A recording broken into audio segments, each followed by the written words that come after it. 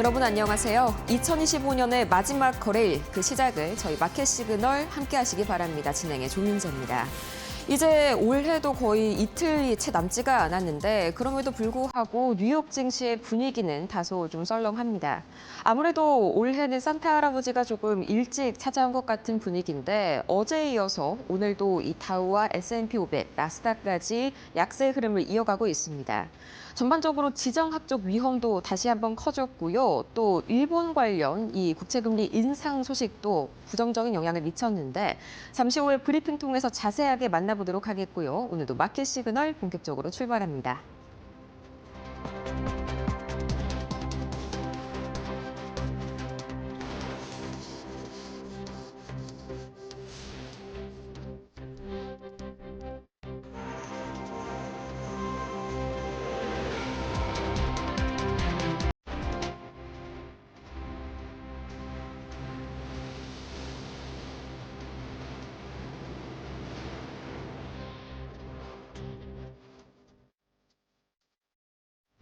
지금 시각 뉴욕 증시 기준으로 봤을 때는 단 하루 만에 이 거래일이 남았죠.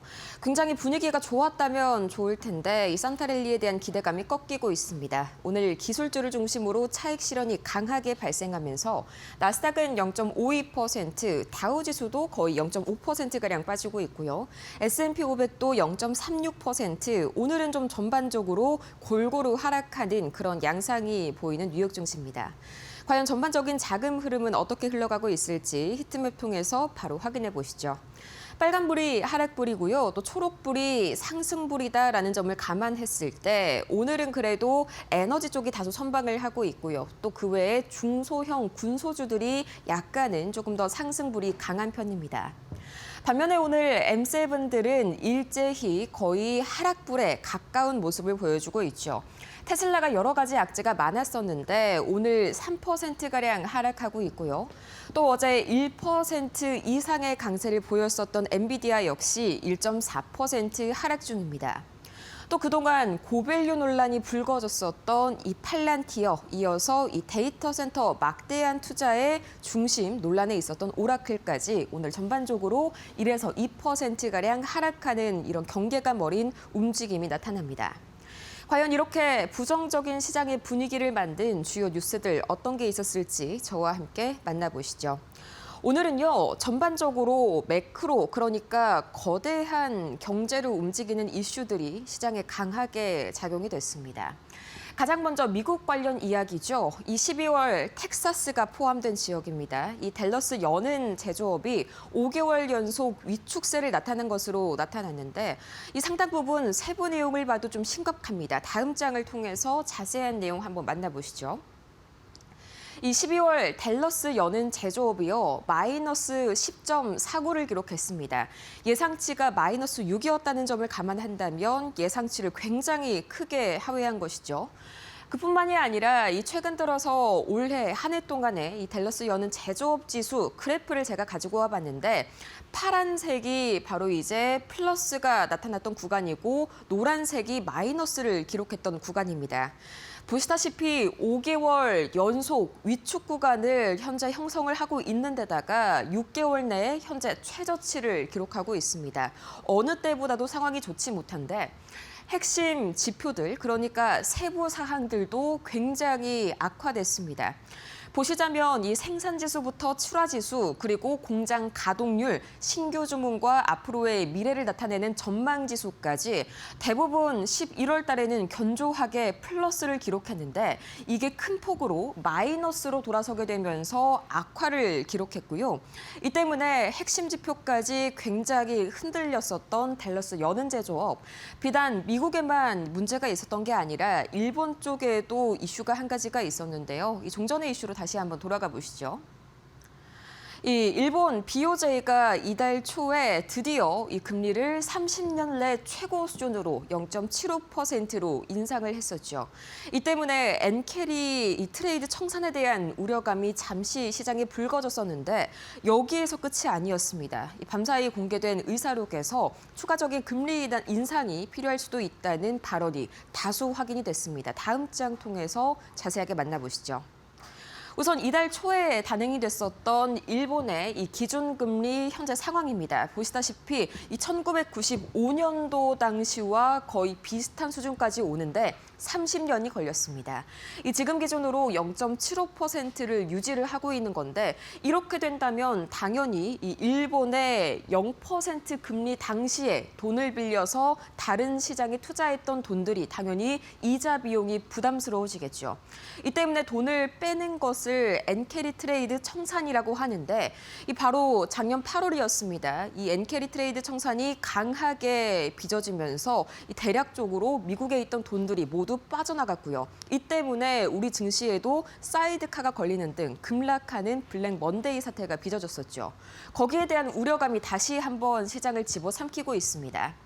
이 어제 BOJ 일본은행의 이 연준 의사록에서 확인이 됐었던 발언을 보자면 현재 일본의 실질 금리가 아직까지도 전 세계적으로 낮은 수준이라면서 맞는 말이죠. 0.75%니까요.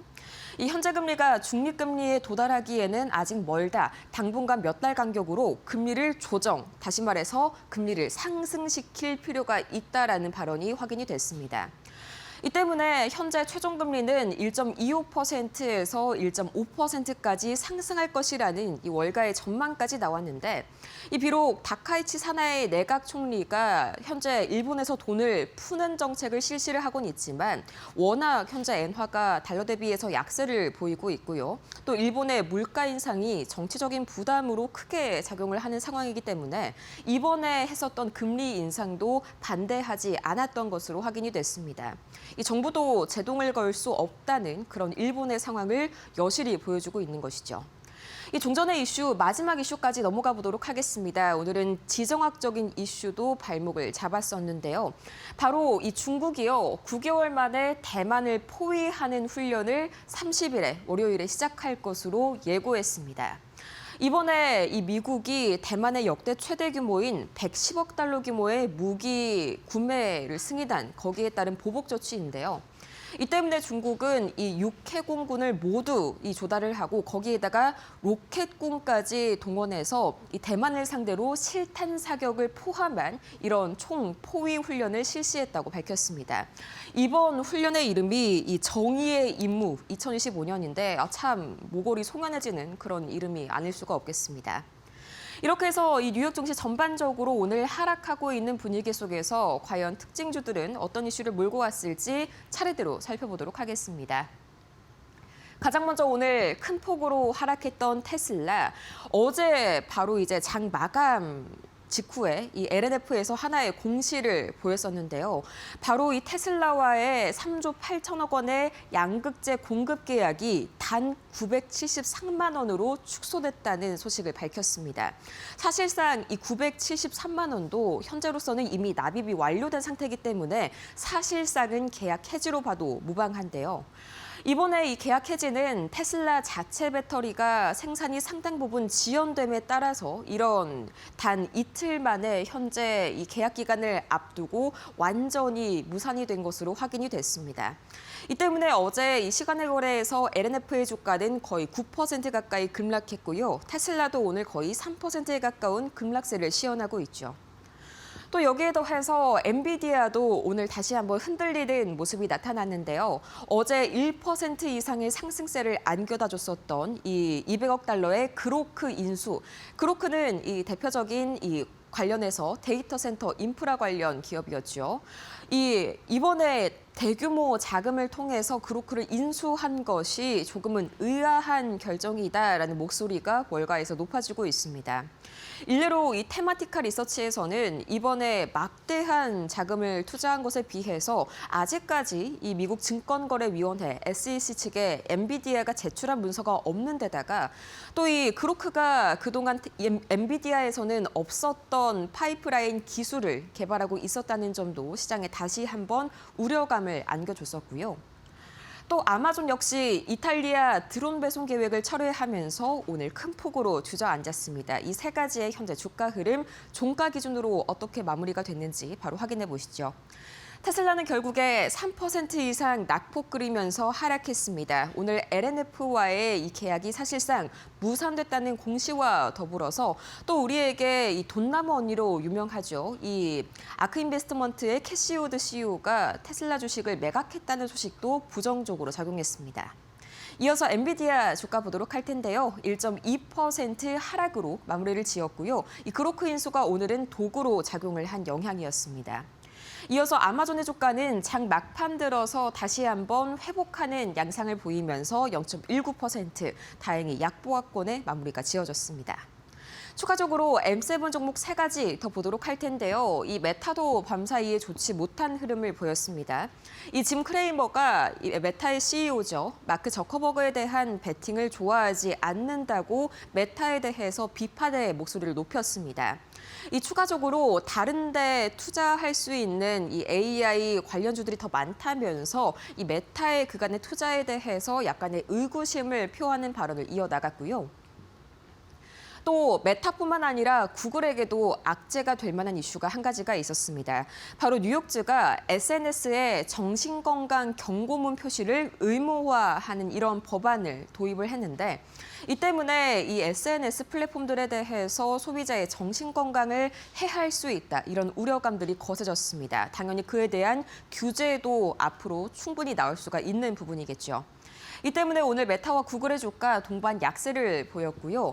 애플만이 M7 중에서 거의 독보적으로 강보합권에서 좋은 움직임을 보였는데 이 웰스파고가 중국에서의 아이폰 판매량과 시장 점유율이 급증하고 있다는 점을 들어서 애플에 대해서 비중 확대를 재확인했고요. 또 목표가도 $300로 높게 잡았습니다. 이 세 가지의 마감 기준의 주가 흐름 바로 체크해 보시죠. 첫 번째로 메타입니다. 0.7% 하락으로 오늘 안 좋게 시장을 부정적으로 마무리를 하는 흐름이 나타났고요. 또 이어서 보도록 하겠습니다. 알파벳은 오늘 장중 내내 하락하는 움직임을 보이다가 장 막판 들어서 수급이 다소 개선되는 움직임이 나타났습니다. 0.02% 강보합권에서 마쳤고 애플도 오늘 0.13% 강보합에서 거래를 마쳤습니다. 추가적으로 오늘 반드시 알아야 할 세 가지의 특징주들 제가 뽑아와 봤는데요. 가장 먼저 데이터 브릿지입니다. 이 데이터 브릿지, 소프트뱅크가 이 AI 데이터 투자 기업인 데이터 브릿지를 40억 달러라는 거금을 주고 인수를 했다는 소식이 화제가 됐습니다. 현재 주가 대비해서 15%나 프리미엄을 붙이고 인수를 하겠다는 건데 이 때문에 데이터 브릿지의 주가가 오늘 폭등했고요. 우리에게 신발로 굉장히 이 구멍 뚫린 신발로 유명한 회사죠. 크록스는 오늘 굉장히 안 좋은 이 실적 전망을 가지고 왔습니다. 앞으로 향후 몇 년 동안 매출과 주당 순이익 EPS가 한 자릿수 초반에 그칠 것이라는 부정적인 성장 전망을 갖고 왔기 때문에 오늘은 급락하는 움직임이 나타났고요. 이 울트라제닉스 파마슈티컬 대표적인 뼈질환 치료제 세트로수맙이 임상 2회에서 실망한 그런 소식을 안겨줬다는 소식에 오늘 급락세가 나왔습니다. 이 세 가지의 현재 주가 흐름 바로 종가 기준으로 체크해 보시죠. 가장 먼저 데이터 브릿지 오늘 9.7%가량 상승하면서 기분 좋게 마무리를 지었고요. 이 반대로 크록스 보도록 하겠습니다. 크록스의 경우에는 6%가량 급락하는 움직임이 나타났습니다.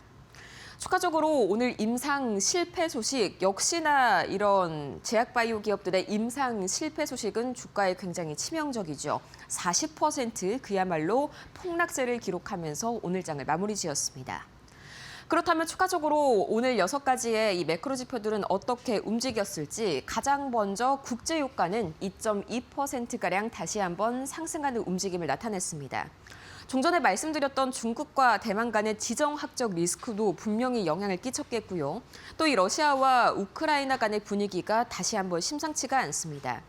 오늘 트럼프 대통령이 밤사이에 기자회견에서 아직까지 둘 사이에 풀어야 할 까다로운 문제들이 남아있다라고 밝히면서 우크라이나가 푸틴 대통령의 거처를 공격했다는 사실을 공개했습니다.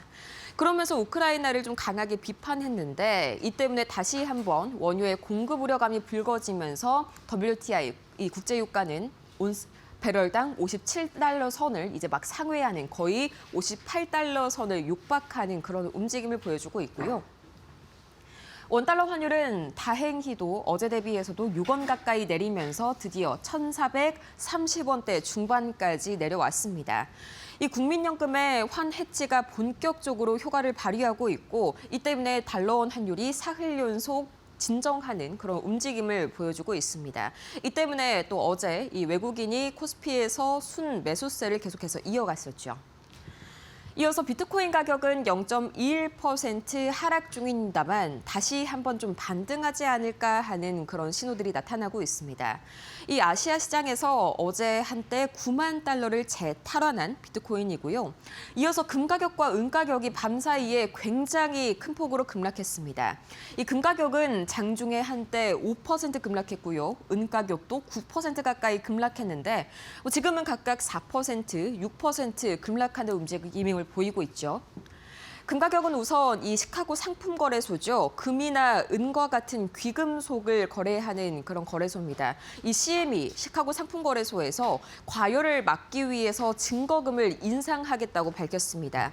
쉽게 말해서 동일한 포지션을 유지하기 위해서 더 많은 현금을 투입해야 한다는 건데 이 때문에 귀금속에 대해서 대규모 매도 압력이 발생하게 되면서 금 가격은 장중에 5% 가까이 가라앉았고요.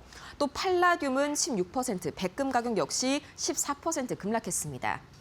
은 가격이 굉장히 특이했는데요. 어제 이 일론 머스크 CEO가 X에다가 자신의 SNS에다가 이 중국의 은 수출 규제를 우려하면서 굉장히 단기 매집 압력을 높였습니다. 이 때문에 은 가격 한때 온스당 85달러까지 기록하면서 사상 최고치 흐름을 보였다가 이 CME 이슈와 더불어서 또 단기 청산 압력이 강하게 발생하면서 오늘 심하게는 9%까지 급락하는 움직임이 나타났고요. 이어서 미국채 10년물과 2년물 등 이 미국 국채 금리는 소폭 하락했습니다. 아직까지는 좀 한산한 분위기 속에서 계속해서 박스권 장세를 이어가고 있는 미 국채 금리까지 만나봤습니다. 그렇다면 과연 이 세 가지의 종가 기준의 이 주가 흐름 바로 보시죠. 다우지수는 0.51%, 나스닥도 0.5% 하락했고요. S&P 500도 0.35% 하락하면서 오늘 전반적인 매크로 지표 악화와 지정학적 위험 속에서 이 산타랠리에 대한 기대감은 한풀 더 꺾인 모습입니다. 지금까지 뉴욕 증시 마감 시황 봤습니다.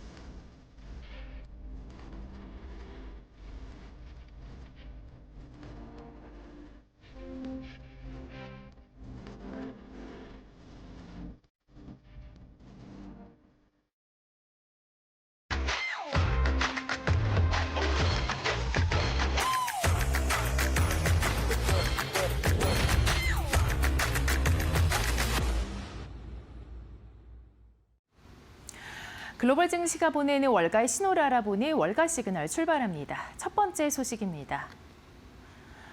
국내 배터리 소재 업체 LNF가 테슬라와 함께 맺었던 양극재 공급 계약의 계약 금액이 사실상 99% 삭감된 것으로 전해지고 있습니다. 사실상 계약 해지 수순입니다. 테슬라의 차세대 배터리로 주목받던 4,680 배터리 공급망에 균열이 발생했다고 전해졌습니다. 한국 배터리 소재 업체 LNF가 테슬라와의 공급 계약 가치를 99% 이상 상각했다고 밝혔습니다. 당초 29억 달러 규모였던 계약은 약 7천 달러 수준으로 급감했습니다. 사실상 계약이 중단된 것이나 다름이 없다라는 평가가 나옵니다. 테슬라의 양극재를 공급해온 국내 배터리 소재 업체 LNF의 공급 계약 규모가 사실상 전면 축소되면서 배터리 프로그램 자체가 위기에 놓였다라는 분석이 제기되고 있습니다. 현재 4680 배터리를 사용하는 차량은 사이버트럭이 유일합니다. 하지만 사이버트럭은 연간 생산 능력 25만 대 대비 실제 판매가 2만에서 2만 5천 대 수준에 그치고 있습니다. 테슬라는 재고 소진을 위해 0% 할부 등 공격적인 인센티브까지 동원했습니다. 수요 부진으로 생산이 줄자 이 배터리 자체 수요도 급감한 것으로 보입니다. 업계에서는 건식 전극 공정의 대량 생산 난관도 여전히 해결되지 않았다라고 지적하고 있습니다.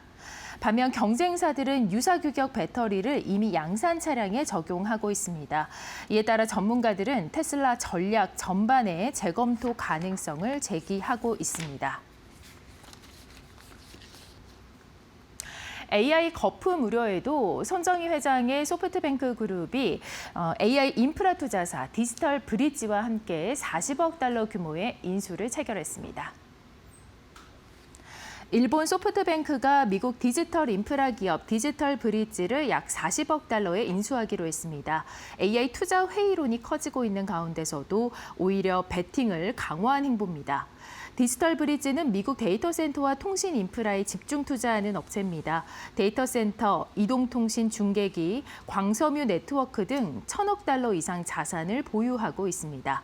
특히 이 회사는 트럼프 대통령 측근인 톰 베럭이 설립한 곳으로 주목받고 있습니다.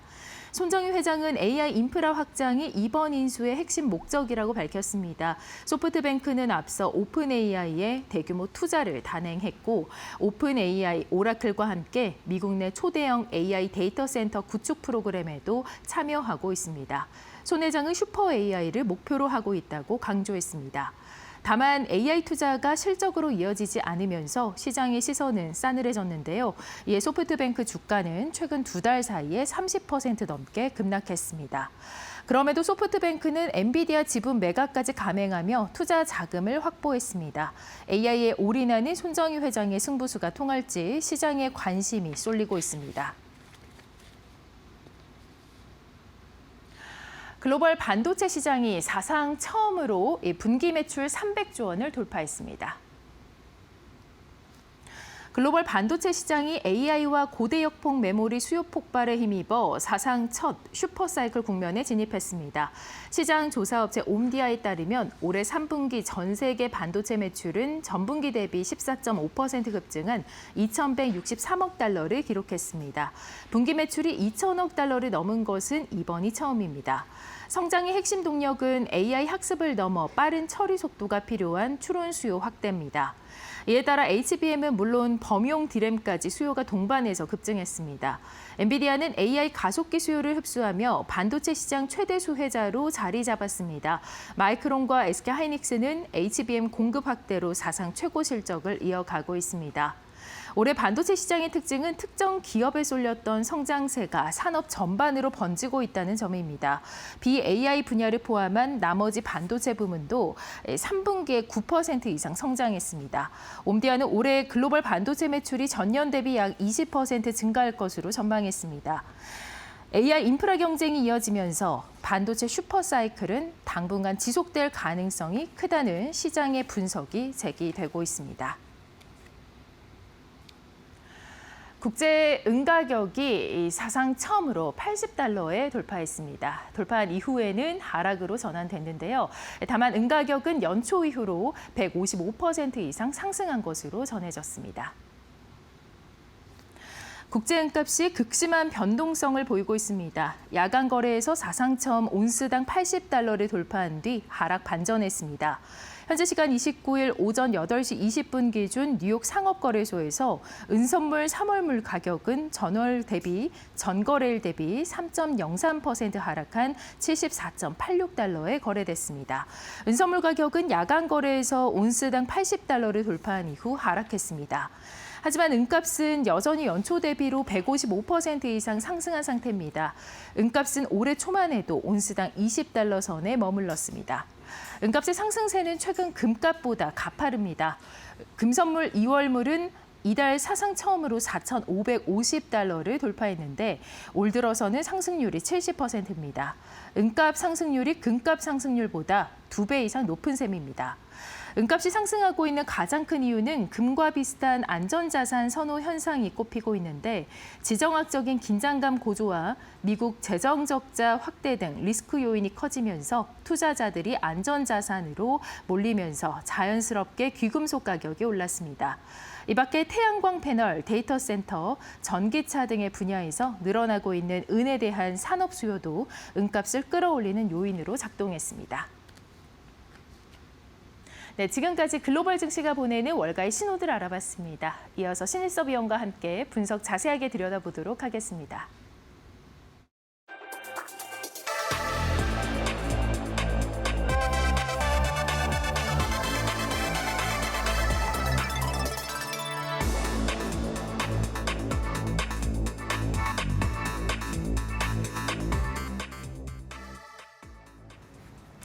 네, 오늘 엔비디아와 또 테슬라는 하락했고 다만 마이크론이 또 3% 가까이 올라갑니다. 자, 이 부분 반도체 산업 쪽을 봤을 때 종목 하나하나는 개별적인 움직임을 보이지만 이 전체 섹터를 봤을 때는 상당히 좋습니다. 분기 매출이 지금 글로벌 증시에서 엄청나게 올랐다 이런 이슈가 등장을 했는데 이처럼 이 반도체 섹터 몸값이 커진 배경 한번 알아보도록 하겠습니다. 그 핵심 어디에 있다고 보시나요? 네, 그 전에 어제 마이크론이 올랐잖아요. 네. 저번 주에 우리 그 공부하지 않았습니까? 네. 금광 그림 펼치면서 네. 그 솔브 전략. 예, 그래서 이제 마이크론 같은 걸로 옮겨간다고 지금 옮겨갔잖아요, 그렇죠? 그런 것도 이미 거기서 이제 나왔던 것이고요. 네. 자, 지금 그 옴디아죠. 엔비디아랑 디아가 똑같은데 옴디아라는 이제 시장 조사 기관에서 네. 주로 이런 그 조사 보고서들이 나오죠. 네. 뭐 이것들을 자세히 보려면 이것도 또 이제 비용이 나가게 됩니다. 이게 이 언론에서 나온 것들에 따르면 이제 아까 전에 정리를 다 해주셨고요. 그래서 지금 이 그 연간 총 매출이 지금 4분기가 확정이 안 됐기 때문에 네. 예상을 하고 있는 건데 합치면 지난해보다 20% 는다고 하죠. 네. 1,156조입니다. 엄청난 금액이죠. 네. 자, 그래서 이제 이 그래프가 이제 2025년도 3분기까지 나와 있지 않습니까? 네. 네, 3분기까지 나와 있죠. 2023년도 1분기부터 분기별로 나와 있습니다. 그리고 하늘색은 분기 대 분기. 네. 전분기 대비인데 지금 보면은 그 분기별 성장률의 그래프도 가파르게 또 올라가고 있는 모습을 보여주고 있거든요. 네. 그러니까 전체 매출액도 올라가는데 분기별 성장률도 더 가팔라지고 있는 모습입니다. 네. 그래서 지금 이런 것들이 지금 반도체 업황이 상당히 지금 좋은 것임을 알려주고 있고요. 분기당 한 300조 원씩 나오는 것 같죠? 300조 정도 해서 이제 4분기를 다 합치면 온기로 1200조 정도의 매출이 기록될 것으로 지금 나오고 있습니다. 계속해서 지금 막대 그래프가 일단 올라가는 것 자체도 지금 굉장히 성장이 좋은 걸로 보이는데요. 그 분기별 그 성장 속도도 더 가속화가 되고 있다. 이렇게 보여져서 2026년도도 굉장히 기대가 되는 네. 이런 그래프가 지금 나오고 있습니다. 네. 앞으로의 전망 긍정적으로 내다보고 있습니다. 자, 여기에 흥미로운 점이 현재 이제 미국 시가총액 상위 3대 반도체 기업이 모두 공장을 보유하지 않은 이 팹리스 기업이라는 점인데요. 미국의 공장, 그러니까 기업들이 공장을 갖고 있지 않으면서 그 제조를 지금 한 곳에 맡기고 있습니다. 바로 이 TSMC죠. 아, 네. 그 첫 번째 질문에서 네. 그거를 안 짚어드렸네요. 네. 그래서 이 미국의 이제 글로벌 반도체 시가총액 이게 결국에는 반도체 업황이 좋으면 당연히 반도체 주들의 시가총액이 올라가겠죠. 네. 근데 가장 누가 수혜를 볼 것인가? 당연히 이제 파이가 가장 큰 쪽이 수혜를 많이 보겠죠. 그래서 저기 지금 그 약간 코발트 블루로 표현된 저곳을 보면은 예. 엔비디아, 브로드컴, 뭐 퀄컴, 마이크론, AMD, 인텔, 시놉시스, 뭐 램리서치 쭉 있습니다. 전부 이제 미국 기업들이죠. 네. 미국 기업들이 딱 봐도 여러분들 원의 한 절반 훨씬 넘는 부분, 대부분을 차지하고 있죠. 그러니까 지금 아까 전에 말씀드린 대로 옴디아의 어떤 그런 그 예상대로 계속 네. 반도체의 성장 속도가 빨라진다면 네. 당연히 미국 기업이 시가총액이 커진다는 걸 알 수가 있겠고요. 네. 이 윗부분에 이제 대만의 TSMC를 비롯한 대만 기업들이 있고 이 지도로 보시면 됩니다. 크기로 노란색이 일본이고요. 이 그 보라색이 영국입니다. ARM 하나 있죠. 그리고 연두색이 네덜란드 ASML이 가장 크고 지금 보시면 저기 빨간색으로 표현된 게 지금 우리나라임을 알 수가 있고요. 조금 연한 빨간색 저기가 이제 그 중국 쪽임을 알 수가 있습니다. SMIC 같은 게 들어있죠. 자, 그래서 이렇게 지금 구성되어 있기 때문에 시가총액이 커지는 것도 요 파이대로 이제 커질 가능성이 큽니다. 그러니까 여러분들은 이 주요 종목들에 투자를 하면 예. 아까 반도체 업황, 이 지금 그 올라가는 성장의 어떤 파이를 향유할 수 있겠죠. 자, 그리고 지금 시가총액을 보면은 엔비디아, 그다음에 브로드컴, 그다음에 AMD가 전 세계 시가총액 1, 2, 3위예요. 그리고 지금 이게 지금 보면은 다 팹리스입니다. 네. 그러니까 전 세계 시가총액 1위는 아니고 예를 들어 ASML이 AMD보다 시가총액이 큽니다.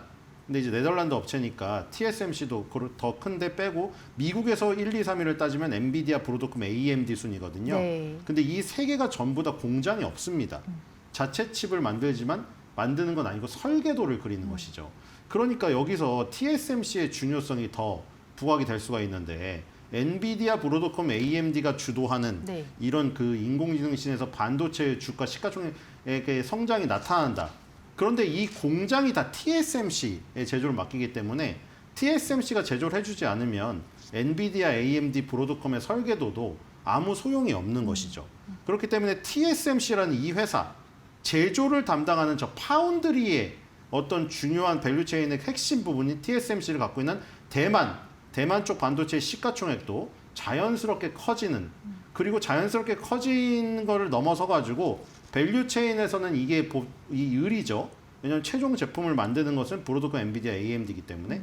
근데도 불구하고 TSMC 같은 경우에는 연결고리 역할에서 너무 중요해서 여기가 끊기면 이제 전혀 반도체가 돌아가지 않는 부분이죠. 네. 그래서 TSMC에 대한 어떤 이 주목도도 계속 유지를 해야 된다. 이런 생각이 듭니다. 네, 한편으로는 좀 리스크도 있을 것 같습니다. 너무 또 의존도가 심화되는 부분이 있지 않을까요? 네, 그러니까 이제 어쩔 수가 없는 것이죠. TSMC만 있으니까요. 삼성전자 파운드리엔 맡기지 않죠. 그래서 TSMC에 맡기니까 그만큼 없어서는 안 될 종목입니다. 그래서 결국에는 TSMC에 대한 투자를 놓치면 안 된다는 것이죠. 네. TSMC에 대한 투자 권고까지 이야기 들어봤고요. 자, 지금 앞서서 봤던 그림을 봤을 때도 이제 미국이 현저히 큰 범위를 차지하고 있고 우리나라와 또 일본 그리고 네덜란드 같은 이 나라들은 반도체 산업에서 이 전체 규모 중에서는 굉장히 파이가 작거든요. 그럼에도 불구하고 이게 굉장히 중요한 산업이고 또 그 밸류체인의 한 부분을 차지하고 있기 때문에 반도체 산업 성장의 열매를 좀 같이 향유할 수 있지 않을까 싶은데요. 가능하겠죠? 네, 저 빼놓을 네. 수가 없죠. 왜냐하면 다들 역할이 있습니다. 그래서 지금 뭐 연극을 한다고 하면은 주인공 혼자 모든 거를 다 할 수는 없거든요. 악역도 있고 조연도 있어야 되는데 뭐 악역이란 건 아닌데 그 연극이나 드라마나 영화를 구성할 때 한 명 가지고는 스토리를 이끌 수가 없습니다. 다 각자 맡은 배역이 있고 역할이 있고 그 역할을 다른 사람이 대체를 못해요. 지금 반도체 씬이 그렇게 굳어져 있다고 보시면 될 것 같습니다. 네덜란드 ASM을 빼놓을 수가 없겠고요. 이 지금 일본에서 시가총액이 가장 큰 것은 도쿄 일렉트론입니다. 증착 장비 만드는 회사고요. 영국에서는 ARM이라는 설계 자산을 빌려주는 회사죠. 가장 초기 단계. 저 설계 자산을 이용해서 다 엔비디아, 브로드컴, AMD가 설계도를 그리는 것이죠. 그다음에 삼성전자, SK하이닉스, HBM에서 또 어떻게 보면 빼놓을 수가 없는 지금 그 부분을 차지하고 있고요. 그렇기 때문에 저렇게 각 나라에서 가장 중요한 역할을 하는 저 기업들은 어떻게 보면 필수 투자 기업 포트폴리오로 꼭 넣어야 된다. 이렇게 보시면 될 것 같아요. 네. 자, 그리고 뭐 이런 것도 한번 볼까요? 네. 미국 최대 반도체 기업 시총 및 연간 성과입니다. 이제 미국 것만 이제 종합해서 놔둔 거예요. 아까 전에는 지구본 형태로 되어 있어서 네. 전 세계 반도체 시가총액 상위 어떤 기업들을 다 나열한 것이고 이제는 미국 쪽으로 집중한 겁니다. 네. 당연히 엔비디아가 압도적이고요. 그다음에 브로드컴, AMD, 마이크론, 램리서치, 어플라이드 머티리얼즈, 퀄컴, 인텔, 텍사스 인스트루먼트, KLA 요 순서대로 지금 포진이 되어 있고 그리고 지금 이 상승폭을 보시면은 엔비디아가 34%고 브로드컴이 45%, AMD가 69%인데 마이크론 테크놀로지가 무려 119%입니다. 텍사스 인스트루먼트까지 차량용 반도체 하는 회사는 오히려 마이너스 3%가 난 것을 볼 수가 있겠죠. 네. 그러니까 지금 여기서 눈여겨볼 만한 것은 마이크론 테크놀로지의 상승폭이 엄청나게 크다는 거죠. 그러니까 우리나라 삼성전자, SK하이닉스에게도 굉장히 장밋빛 전망을 네. 지금 전망을 놓을 수 있는 네. 저런 그 요소가 바로 마이크론 테크놀로지의 저 상승세라고 라고 보시면 될 것 같습니다. 네, 굉장히 뭐 우리나라도 그 안에 두 기업이 이제 포함이 된다는 것도 굉장히 자랑스러운 부분인 것 같습니다. 자, 이어서 두 번째 이슈로 넘어가 보도록 하겠습니다.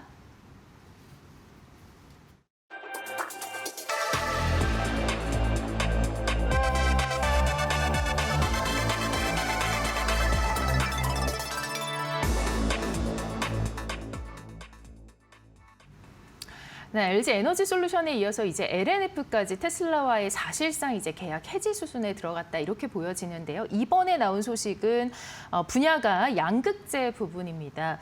자, LNF 뭐 최근에 9월에 LFP 관련한 신설법인 이제 설립을 하고 이름이 LNF 플러스였죠. 그리고 본격적인 양극재 전환으로서의 발돋움을 하는가 싶었는데 또 이런 소식이 나왔습니다. 한국이 NCM 그리고 또 중국이 LFP 이 배터리 공식이 좀 깨지는 게 아닌가 싶기도 한데요. 사실 1년여 전에 여러분들 다 광풍 기억하실 거예요. 그때는 정말 거기에 대해서 뭐 어떤 토를 달면은 마치 막 좌표를 찍어서 뭐 거의 뭐 굉장히 테러를 당하는 뭐 그런 상황이 지금 발생되기도 했었거든요. 그런 지금 광기가 지금 지나가고 나니까 이제 보이죠. 먼지가 다 가라앉고 딱 나니까 네. 1년 전에 그 고점에서 그렇게 급락했던 이유가 이런 거였구나. 그때도 네. 그런 경계에 대한 얘기가 많이 있었긴 있었어요. 하죠. 네. 계속 LFP, 중국 LFP의 우위가 있는데 그때만 해도 NCM이나 NCMA에 대해서 태클을 걸면은 마치 무슨 죄인이 되는 것처럼 그런 완전 분위기였거든요. 다른 말을 못하고 만약에 증권사에서 그런 보고서가 나오면은 네. 막 매국노라고 욕을 그 먹으셨어요. 정도로. 연구원분들이. 네네. 직접적인 신체적 테러도 당했던 경우가 있고요. 근데 지금 와서 보니까 결국 그 분들의 말이 일단 맞았죠. 네. 지금 왜냐면은 지금 LFP 배터리가 그러니까 우리나라는 어떤 생각이었냐면 NCM 그러니까 니켈, 코발트, 망간 저기 파란색으로 써 있죠. 니켈, 코발트, 망간 아니면 이제 사원계라고 A 알루미늄을 또 붙여요. 예. 그래서 이제 NCMA나 이런 거를 갈렸던 이유가 성능에 우선순위를 뒀던 거거든요. 가격보다는 성능에 우선순위를 둬서 한 번 충전 시 많이 가는 거에 목표를 둔 거죠. 근데 LFP 때는 싸게 그냥 가면서 이제 나중에 충전소가 많이 생기고 혹은 배터리를 교체하는 그런 어떤 알고리즘이 생겼을 때 네. 그런 걸 다 커버할 수 있다는 거였죠. 그리고 ESS의 성장이었거든요. 네. 또 네. 이게 대용량 배터리라고 전기차에서 쓰다가 성능이 조금 수명이 달면 ESS용 배터리로 나가게 되는데 태양광 풍력 같은 거를 했다가 이제 저장해 놓는 그 배터리를 쓰는 것이고 네. 인공지능이 굉장히 그 발달을 하면서 데이터 센터가 확충이 많이 되면서 ES 시장이 급격하게 지금 커졌거든요. 그래서 이미 LFP 배터리로 전환한 중국이 엄청 수혜를 보는 상황이죠.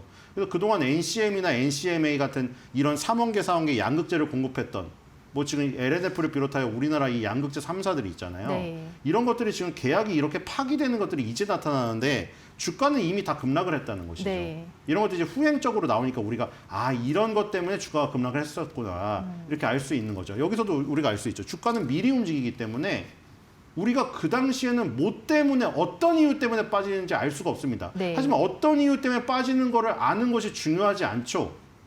그렇죠? 아니 벼락이 떨어지는데 벼락이 어떤 과학적인 원리로 벼락이 치는지를 알 필요는 없잖아요. 벼락을 피해서 생명을 구하는 게 먼저 아니겠습니까? 맞습니다. 그렇기 때문에 주가의 어떤 움직임을 먼저 보고 피하는 것이 먼저였다는 것이죠. 지금 이제 이유는 이렇게 분석해서 공부는 나중에 하면 됩니다. 자, 지금 보시면은 중국이 NCM이 27% 비중이고 LFP가 64% 비중입니다. 그리고 이제 북미라든가 유럽, 대한민국을 보면은 완전히 다르고 지금 대한민국 같은 경우에는 NCM이 62%고 LFP가 4%밖에 되질 않아요. 그러니까 지금 최근에 LFP로 변환을 하려고 하잖아요. 아까 말씀드렸다시피 LNF 플러스라는 거를 9월 달에 설립을 했는데 이게 네. LFP 양극재만 공급하는 LFP 전문 신설 법인입니다. 그러니까 LNF도 지금 늦었지만 일로 전환을 하려고 하고 있었던 거죠. 그리고 테슬라도 LFP 배터리를 차용하려고 하고 있고요. 그렇기 때문에 ESS에서도 유리하고 이런 부분들이 저기 아까 표시되어 있는 게 이제 차이나 중국 부분에 보면 초록색이 많잖아요. 저게 LFP 배터리예요. 초록색이. 근데 보시면은 북미나 지금 유럽이나 한국에는 초록색이 아예 거의 없죠. 북미나 유럽에는 초록색이 살짝 있거든요. 여러분들 자세히 보시면은. 근데 한국에는 초록색이 아예 없습니다. 뭐 일본은 아예 하이브리드만 하니까 아예 빼고 지금 한국 같은 경우에는 초록색이 아예 없는 상태에서 초록색을 이제 늘리려다 보니까 네. 굉장히 이제 부담스러운 추격전이 펼쳐져야 될 것이죠. 지금 저기 보시면은 그 저기 체크되어 있는 거죠. 예. V자 체크되어 있는 게 각각의 장점이고요. 이 LFP 배터리의 장점이 초록색으로 나와 있고 그다음에 파란색, 하늘색에 이 NCM의 장점이 나와 있습니다. X로 되어 있는 거는 단점이라고 보시면 될 것 같아요. 네. 극명하게 장점과 단점이 엇갈리고 있는데 LFP 배터리의 장점에 더욱더 지금 중요도 포인트가 맞춰지는 시대가 지금 도래를 해버렸기 때문에 네. NCM에 대한 부분을 지금 조금 줄이고 LFP 배터리를 늘리면서 대응을 하고 있으나 워낙에 우리가 1년 전을 생각해 본다면 NCMA에 너무 몰두를 한 나머지 거기서 발을 빼는데 시간이 꽤 오래 걸리고 있다. 이렇게 보여지고 있습니다. 네. 그래서 이렇게 테슬라와 맺었던 4조 원짜리 규모 양극재 공급 이것도 거의 뭐 완전 파기 상태로 이런 결과가 나오고 말았다. 이렇게 보시면 될 것 같아요. 네, 이 차이가 좀 궁금한데요. 지금 그림에서 보여졌던 장단점 어떤 것들이 있는 건가요? 예, 뭐 영어 읽어주시겠어요? 제가 영어 또 발음해서 네. 저기 보면 저기 LFP 배터리의 장점에 보면 네. 대표적으로 두 번째 보면 로우 코스트라고 있잖아요. 네, 저비용인가 예, 보네요. 저비용이죠. 네. 저게 이제 가장 강점이고 네. 지금 보면은 저기 또- NCM에 보면 장점이 롱걸 EV A인지라고 되어 네, 있거든요. 범위가 예. 거리 그러니까 여기에 지금 중점을 둔 거죠 우리나라는. 네, 네. 근데 그 단점에 보면 뭐라고 나와 있죠? 단점이 지금 higher low materials cost 이렇게 나와 있거든요. 네. 원재료 비용이 높은 게 그러네요. 단점이에요. 네. 그러니까 지금 LFP 배터리의 장점하고 지금 NCM의 단점이 같이 맞물려 있는 걸 볼 수가 네, 있겠죠. 어떻게 보면은 그쵸? LFP의 장점이 또 NCM의 NCM의 단점이 단점이죠. 되고, 그러니까 예. 이게 어떻게 보면은 지금 사실 이쪽을 먼저 비중을 둬서 맞춰서 포커스를 맞춰서 행동을 했다면은 조금 괜찮았을 텐데 지금 너무 그쪽 하이니켈로 간 거죠.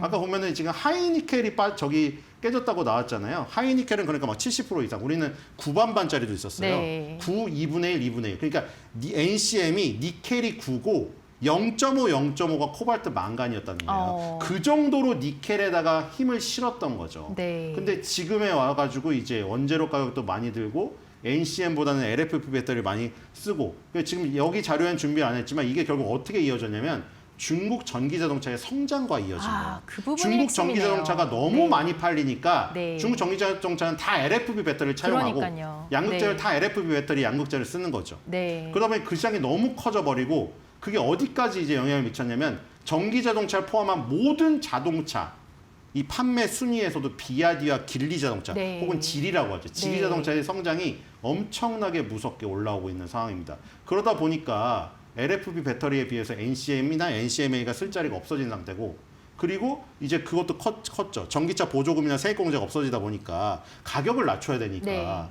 LFP 배터리를 쓰지 않으면 가격에 대해서 승부가 안 돼요. 그리고 아까 말한 ESS 시장의 성장 이런 부분이 지금 보니까 중국이 27대 64로 나와 있는데 북미, 유럽, 대한민국도 서서히 저런 부분으로 변할 가능성이 큰 거죠. 적어도 저렇게까지는 급격하게 안 되더라도 네. 적어도 지금 북미, 유럽, 대한민국은 LFP 배터리의 이 지금 그 양극재죠. LFP 양극재의 비중 자체가 두 네. 자리도 안 되잖아요. 우리나라는 네. 5%조차 되질 않아요. 그러니까 지금 이게 만약에 두 자리만 되더라도 우리나라는 2배의 성장입니다. 그렇죠. 여기 지금. 초록색이 거의 안 보이죠. 그렇죠. 지금? 초록색, 네. 초록색 색깔 자체가 없어요. 네. 저기서 여러분들 중국 맨 왼쪽이 중국 막대 그래프거든요. 예. 저 초록색이 LFP 배터리거든요. 예. 중국은 64%인데 중국은 64%인 반면에 아예 지금 우리나라는 거의 없습니다. 예. 아까 말했듯이 일본은 하이브리드로 가는 어떤 전략이기 때문에 사실 여기에 대한 부분은 빼놓고 얘기해도 상관이 없죠. 사실. 네, 좋습니다. 자, 어떻게 보면은 지금 LFP가 가지고 있는 장점들이 뭐 요즘 각광받는 부분입니다. 확실합니다. 지금 저비용이라던가 배터리 안전성이라던가 이런 부분에서 지금 장점이 두각이 보이고 있기 때문인데요. 이 부분도 이제 저희가 좀 살펴봤고 여기에 이어서 이제 전기차 시장 또 상승, 점유율 상승이라던가 AI 시대의 급격한 성장 이러한 것들이 ESS 시장의 확대를 북돋고 있다. 이런 이야기가 있더라고요. 이게 또 LFP 배터리의 시장 점유율 확대를 가속화시키는 요인이라고 하는데 사실 배터리 분야를 잘 모르시는 시청자분들 입장에서는 이 ESS와 또 LFP가 어떤 연관성이 있는지 잘 모르겠거든요. 이 부분 좀 설명 네, 부탁드릴게요. 뭐 아까 살짝 설명했는데 예. 이제 대용량 배터리인 거죠. 태양광 풍력 에너지 같은 경우에 네. 태양이 항상 24시간 떠 있는 게 아니고 바람이 24시간 부는 게 아니죠. 그래서 바람이 불 때 태양이 비출 때 전기를 생산해서 대용량 배터리에 담아놨다가 필요할 때 써야 되는 거죠. 네. 그러니까 전기차 배터리가 우리가 뭐 예를 들어 이 핸드폰에 들어가는 배터리나 그런 것들이 요 정도인데 전기차는 한 요 정도 되고 이제 막 네. ESS는 엄청나게 큰 거예요. 초대용량 배터리를 쓰는데 여기서도 결국에는 성능보다는 누가 더 많이 그 저비용으로 까느냐 문제. 우리 AI 데이터 센터 얘기할 때 많이 나왔잖아요. AI 데이터 센터가 확충되면 확충될수록 왜 엔비디아의 GPU가 구글의 TPU한테 위협을 느끼냐. 네. 여기부터 우리가 출발했잖아요. 네. 그게 네. 전력 대비 성능비였잖아요. 이제는 전력의 효율, 누가 비용을 낮추느냐, 누가 전력을 싸게 끌고 오느냐. 그 싸움이라고 말씀을 드렸잖아요. 네. 여기서도 똑같아요. AI 데이터 센터에 붙이는 LFP 배터리로 사용하는 ESS가 훨씬 더 그 데이터 센터 확충할 때 가격을 줄여주는 부분이 있는 거죠. 그러니까 AI 데이터 센터가 이제 효율성으로 간다고 했잖아요.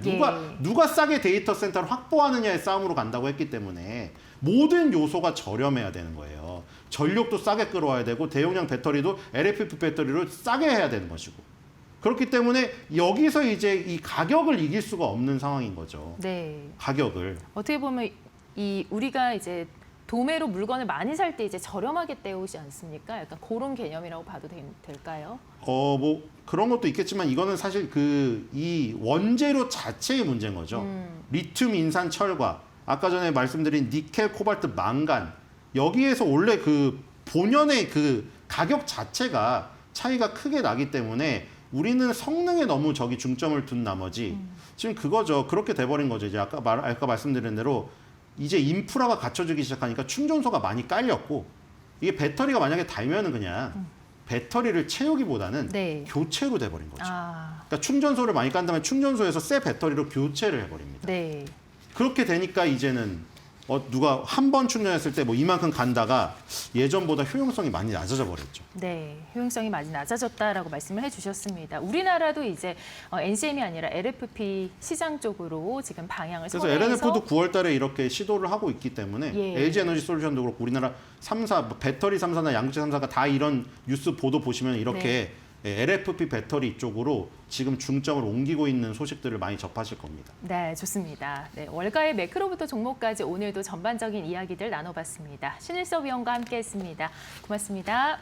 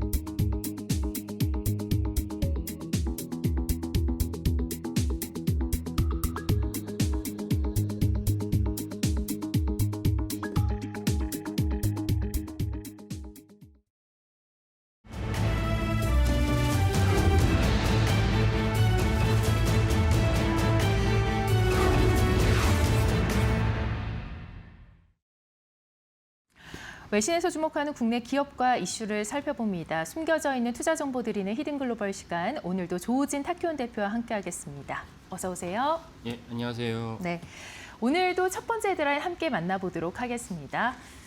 자, 로이터 통신의 보도인데요. 한국 검찰 이 6MT 반도체 기술 유출 혐의로 임직원 10명을 기소를 했다라는 보도입니다. 자, 우리 국내 이슈라고 생각해도 될 법한 이 이슈가 이제 로이터 통신에 실렸는데요. 어떤 점을 주목했는지 보시겠습니다. 삼성 하이닉스 D램 공정 기술이 이제 중국에 유출이 됐다라는 게 어떻게 보면 핵심이고요. 여기에 이제 10나노 D램과 HBM 개발 토대 마련을 지적을 했고, 검찰은 이제 국내 기업이 손실을 입을 수 있다라면서 수십조 원을 손실을 입을 것으로 추산을 하고 있습니다. 자, 중국 기업들이 이제 이 한국의 반도체 제조 기술을 어떻게 보면은 이제 유출한 것으로 적발이 되는데, 이 부분 이제 앞으로 살펴보도록 하고요. 자, 그에 앞서서 국내 증시 잠깐 보도록 하겠습니다. 올 한 해 어떻게 보면 반도체가 증시를 이끌었다 이렇게 보여지는데요. 사실 뭐 GDP도 그렇고 취업난도 상당히 가중이 되는 그런 상황에서 반도체가 상당히 좋았습니다. 예. 네. 전체적인 이제 경제 거시지표를 보면은 이제 부동산 가격이 또 너무 많이 올랐고, 네. 그다음에 취업난도 가중되고, 그리고 이제 그 GDP 전체 성장률도 안 좋았습니다. GDP 성장률이 좋아야 이제 경제 성장률이 좋아야 취업난도 좀 약화됩니다. 왜냐하면 기업들이 그만큼 이제 성장하면서 새로 신규 인력을 고용했다는 뜻이기 때문에요. 그러면 또 이모저모 다 안 좋았는데, 그나마 우리에게 숨통을 트일 만한 좋은 소식은 이제 전체적으로 코스피가 4,200을 돌파했다는 것입니다.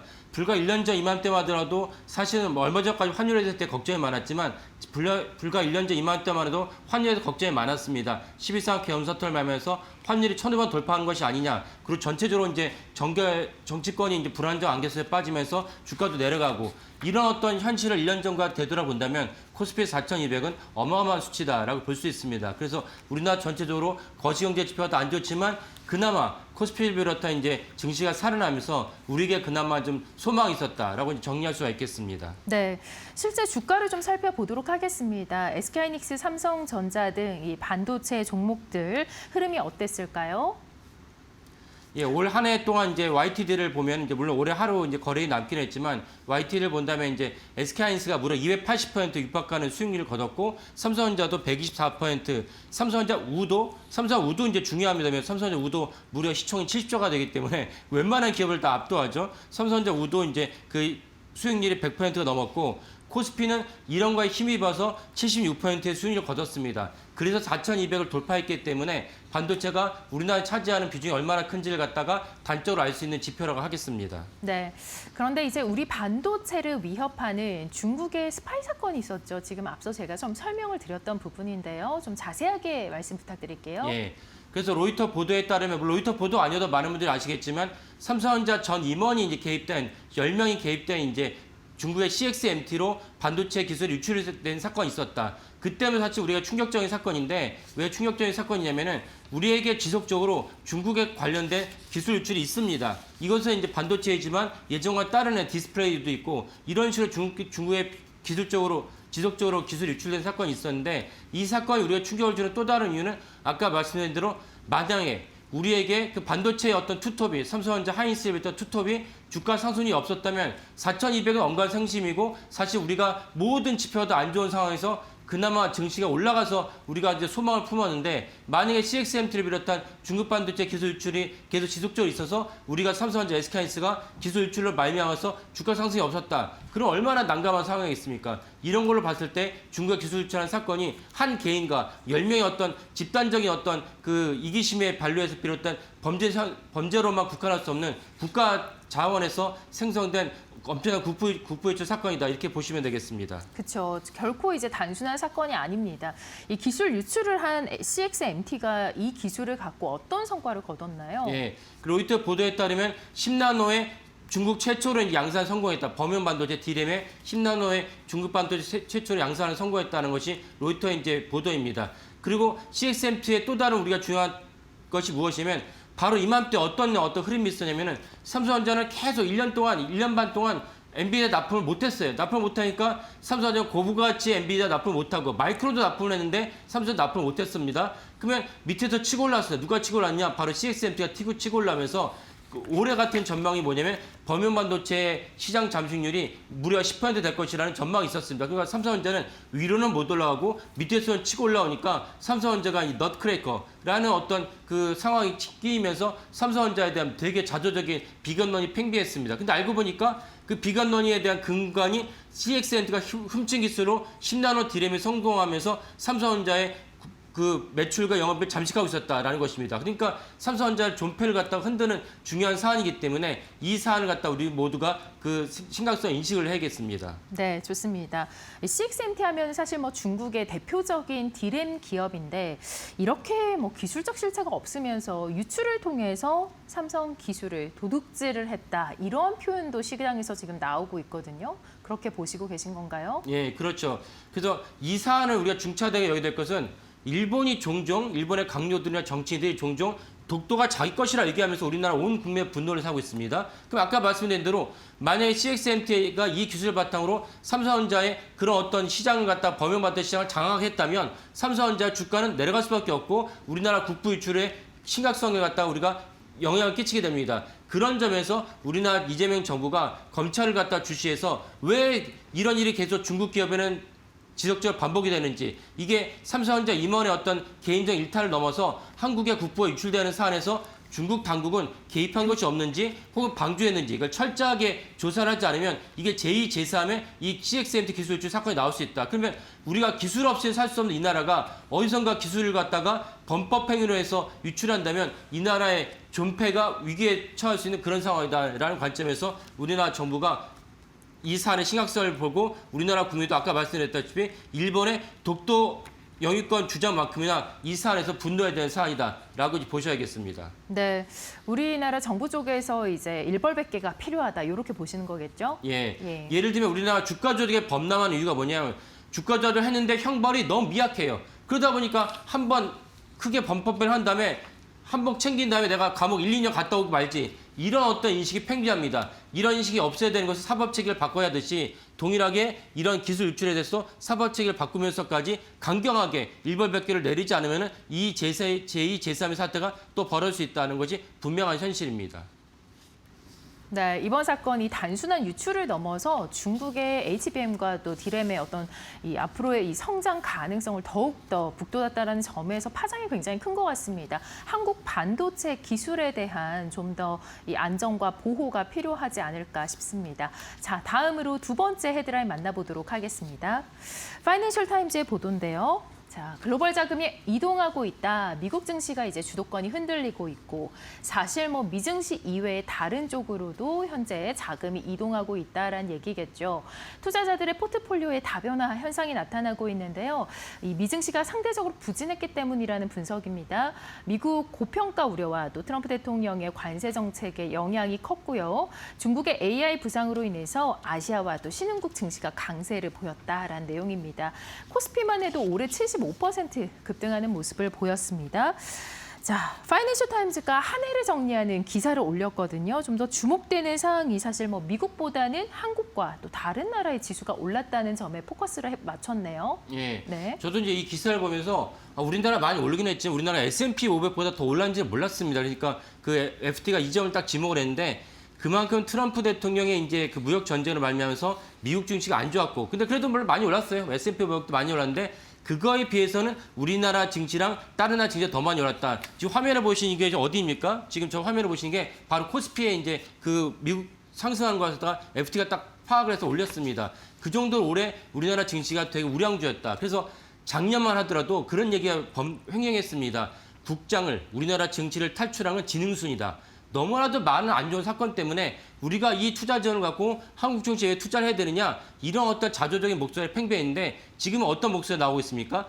국장으로 복귀하는 게 지능순이라는 것이 이번 FT 보도로 알 수 있습니다. 그래서 S&P 500보다 더 상승률이 높은 것이 코스피였다는 것을 알 수가 있습니다. 네, 여기에 또 우리나라에 대한 언급이 있었는데요. 자, 반도체 종목, 이 두 종목이 사실상 증시를 견인했다라는 의견이 있습니다. 예, 그래서 아까 말씀드린 대로 우리가 이제 어제 종가 기준으로 SK하이닉스의 이제 그 YTD가 274%고 삼성전자가 124%입니다. 근데 삼성전자 우후까지 포함하면은 이 반도체 3강이 코스피 전체에서 차지하는 비중이 40%입니다. 그 정도로 만약에 이제 반도체가 없었으면 우리나라 어떻게 됐겠는가라는 걸 다시 한번 되새겨 쓴 대목이고, 이거는 반도체 3강만을 추린 것이고, 반도체 생태계 많은 종목들이 있죠. 뭐 그 원익 그룹들도 있고, 다음에 이제 한미 HBM도 있기 때문에 그런 종목들 다 합친다면 우리 반도체가 한국 증시 차지하는 비중도 더 올라가게 됩니다. 그만큼 반도체가 한국의 GDP나 증시에 차지하는 역할이 크기 때문에 이 점을 국민과 정부가 다 모두 주시해야 된다라고 볼 수가 있겠습니다. 네, 좋습니다. 자, 지금 보니까 엄청나게 올랐습니다. 기본이 뭐 100% 이상이다 이렇게 보이는데, 자, 여기에 이제 투자자분들이 가장 궁금해하는 점은 내년에도 우리 증시가 이렇게 잘 갈 것이냐, 바로 전망이 아닐까 싶은데요. 내년 전망 어떻게 보고 계실까요? 예. 그 많은 분들이 이미 인지하시겠지만 제가 또 이 코너에 몇 번 말씀드렸지만 노무라 증권이나 시티증권 같은 데는 내년에 하이닉스에 대한 영업이익을 100조를 갖다 전망하고 있습니다. 그리고 이제 우리나라 주요 증권사들도 내년 하이닉스에 대한 영업이익 100조, 삼성전자 영업이익도 100조를 갖다 전망하고 있습니다. 그러면 두 회사 합쳐도 영업이익이 200조입니다. 엄청난 수치입니다. 그래서 내년에도 사실은 증시에 대한 두 기업에 대한 주가 전망은 가장 이제 긍정적이다라고 볼 수가 있겠습니다. 네. 뭐 이렇게 말씀하신 대로 실적, 영업이익도 중요합니다만 여기에 이제 SK하이닉스 같은 경우는 ADR도 있죠. 저희 이제 히든글로벌에서 사실상 전해드린 바가 있는데요. ADR 어떻게 될까요? 예. ADR을 반드시 실현을 시켜야, 사실은 그렇다면 하이닉스가 어제도 60만 원 돌파했죠. 근데 60만 원 돌파하면 무엇을 우리가 생각할 수 있냐? 100만 원 더 돌파할 수 있다는 것은 분명한 사실입니다. 그런 점에서 하이닉스 ADR을 갖다가 반드시 성사시키고 응원해야 되는데, 그 하이닉스에 대한 ADR 성사시키는데 첫 번째 관건이 뭐냐? 이재명 정부의 기조는 지금 화면에 보이신 대로 하이닉스는 당초에 자사주를 갖고 ADR을 발행하겠다고 했는데, 이재명 정부의 기조는 자사주 의무 소각화가 기조입니다. 그렇다면 하이닉스는 굳이 자사주가 아닌 TSMC처럼 보통주를 갖고 ADR을 갖다가 성사시키는 방향으로 틀어야겠다는 것이 분명한 사실입니다. 그래서 하이닉스가 이걸 먼저 해야 되고, 두 번째, 세 번째 관문은 무엇이냐? ADR을 하려면 미국 상장사 수준의 SK하이닉스가 투명한 어떤 정보를 갖다가 계속 주기적으로 공개를 해야 됩니다. 그리고 미국 상장사 수준으로 지배구조를 개선해야 됩니다. 이런 것들이 맞물린다면 SK하이닉스가 성공적으로 ADR을 성사시킬 수 있고, 그렇다면 영업이익 100조를 맞아서 내년에도 더블이 되겠지만 ADR이 된다면 더블이 되는 것은 기정사실이다. 그러니까 64만 원에서 128만 원 되는 기정사실이라고 볼 수 있습니다. 그렇다면 내년에 코스피 5천도 분명한 허망한 구름 위에 뜬 숫자가 아니고, 그렇다면 우리나라가 코스피 5천 되는 것도 분명한 사실이다라고 전망할 수 있겠습니다. 네, 지금 뭐 다양한 이제 과제들이 남아 있습니다. 이러한 것들을 수행한다면 체질이 개선이 되지 않을까 싶은데요. 여기에 만약에 정부 지원까지 보태진다면 더욱더 빠르게 진행이 될 수 있겠죠. 정부 지원은 좀 가능할까요? 예. 가장 단적으로 쉬운 거는 국민 성장 펀드를 통해서 반도체 기업에 투자하는 것인데, 이거보다 더 중요한 것이 무엇이냐? 평택과 용인과 이천에 막대한 어떤 반도체를 증설하기로 했습니다. 현재 어떤 디램이 아니고 HBM 사태를 갖다가 그 대응하기 위해서 막대한 반도체를 증설하게 했는데, 반도체를 증설하려면 또 무엇이 필요합니까? 전기가 있어야 됩니다. 그럼 전기를 갖다가 우리나라 원전은 주로 이제 동해안과 그다음 전남 연관이 깔려 있죠. 그럼 거기서부터 전기를 끌어올려 한다면 얼마나 많은 고압 송전선 케이블이 필요하겠습니까? 이렇게 어렵게 하기보다는 경기도나 충남에다가 SMR을 갖다 하나 지으면은, SMR을 갖다 보통 300메가니까 3기가를 지으면은 아까 말씀드린 그 주요 그 반도체 공정 증설에다가 다 전기를 공급할 수 있어요. 그다음 또 하나 중요한 시사점이 무엇입니까? 우리나라 원전 강국이라고 그렇게 되새기지만 정작 미국에도 지으려는 SMR이 우리나라에 없어요. 지금 SMR 짓겠다는 부지조차 없습니다. 그러니까 우리나라 이재명 정부가 원전 강국에 걸맞는 SMR을 우리나라 경기도나 충청남도에 짓기만 하고, 거기에 따라서 아까 말씀드린 주요 반도체 산단에다가 전기를 공급하면 대외적으로도 우리가 원전 강국, SMR 강국이라는 것을 표방하는 동시에 반도체를 지원하는 가장 근간이 되겠다라고 말씀드리겠습니다. 네, SMR의 설립을 좀 기대를 해보도록 하겠습니다. 자, 지금 글로벌 자금 계속해서 미국 증시에서 분산 투자로 이동하는 흐름인데요. 여기에 아시아 증시가 강한 반등을 보이고 있기 때문에 시장의 무게 중심이 어디로 흐를지도 주목을 해봐야 될 것 같습니다. 자, 지금까지 히든글로벌 조우진 타키온 대표와 함께했습니다. 고맙습니다. 예, 감사합니다.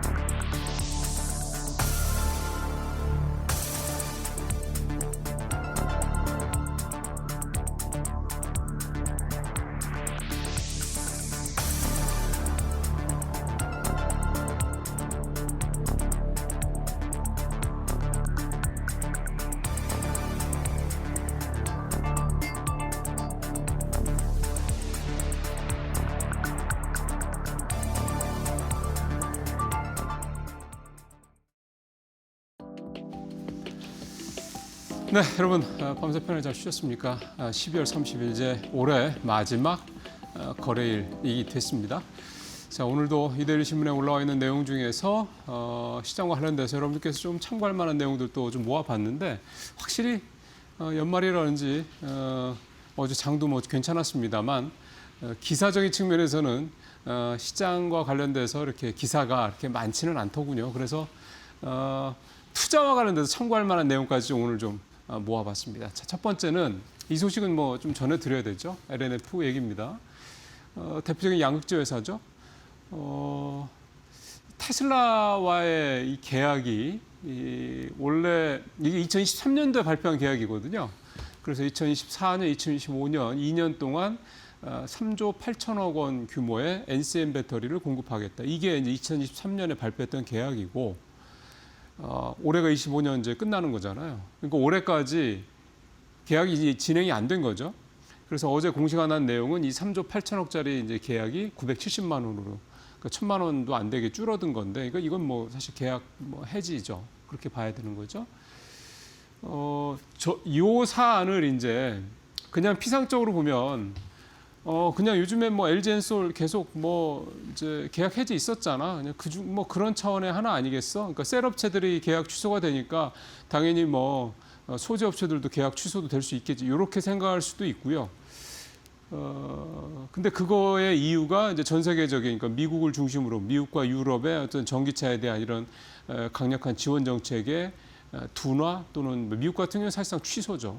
중단이죠. 이렇게 된 영향이다. 이렇게 해석을 해서 거기까지는 충분히 이해가 가긴 합니다만 이제 그건 다 이제 전기차 얘기니까. 근데 이 테슬라 얘기는 조금 어떻게 해석을 해야 될지 잘 모르겠습니다. 왜냐하면 테슬라는 전기차로 먹고 사는 회사고 또 테슬라는 또 ESS도 뭐 전 세계에서 가장 많이 대량으로 공급하는 회사입니다.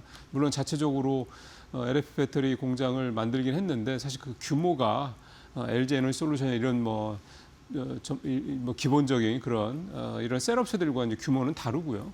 그렇기 때문에 결국 이제 공급을 받아야 되는 그런 입장인데 왜 테슬라가 자기네들 이 그 LFP 배터리 만들고 한 그런 데 들어가는 이 양극재를 계약을 3조짜리를 이렇게 포기를 했을까, 중단했을까라는 부분에 대한 좀 고민을 해봐야 될 부분인 것 같습니다. 그게 전기차 수요 축소 그거 때문이라고만 봐야 되는 건지 일단 드는 생각은 직관적으로 드는 생각은 그겁니다. 첫 번째는 그러니까 자체적으로 이 배터리를 생산하는 부분과 관련돼서 그 부분에서 뭔가 이제 효율성이라든가 생산성이 좀 자기들이 원하는 수준이 안 되니까 그러면 아예 그냥 이쪽은 다 아웃소싱을 하는 걸로 하고 그래서 이제 자기들이 직접 양극재를 가져와서 자기들이 직접 이 배터리를 만드는 이 과정을 뭐 축소하려는 게 아니냐 이런 해석도 좀 해볼 수가 있겠고요.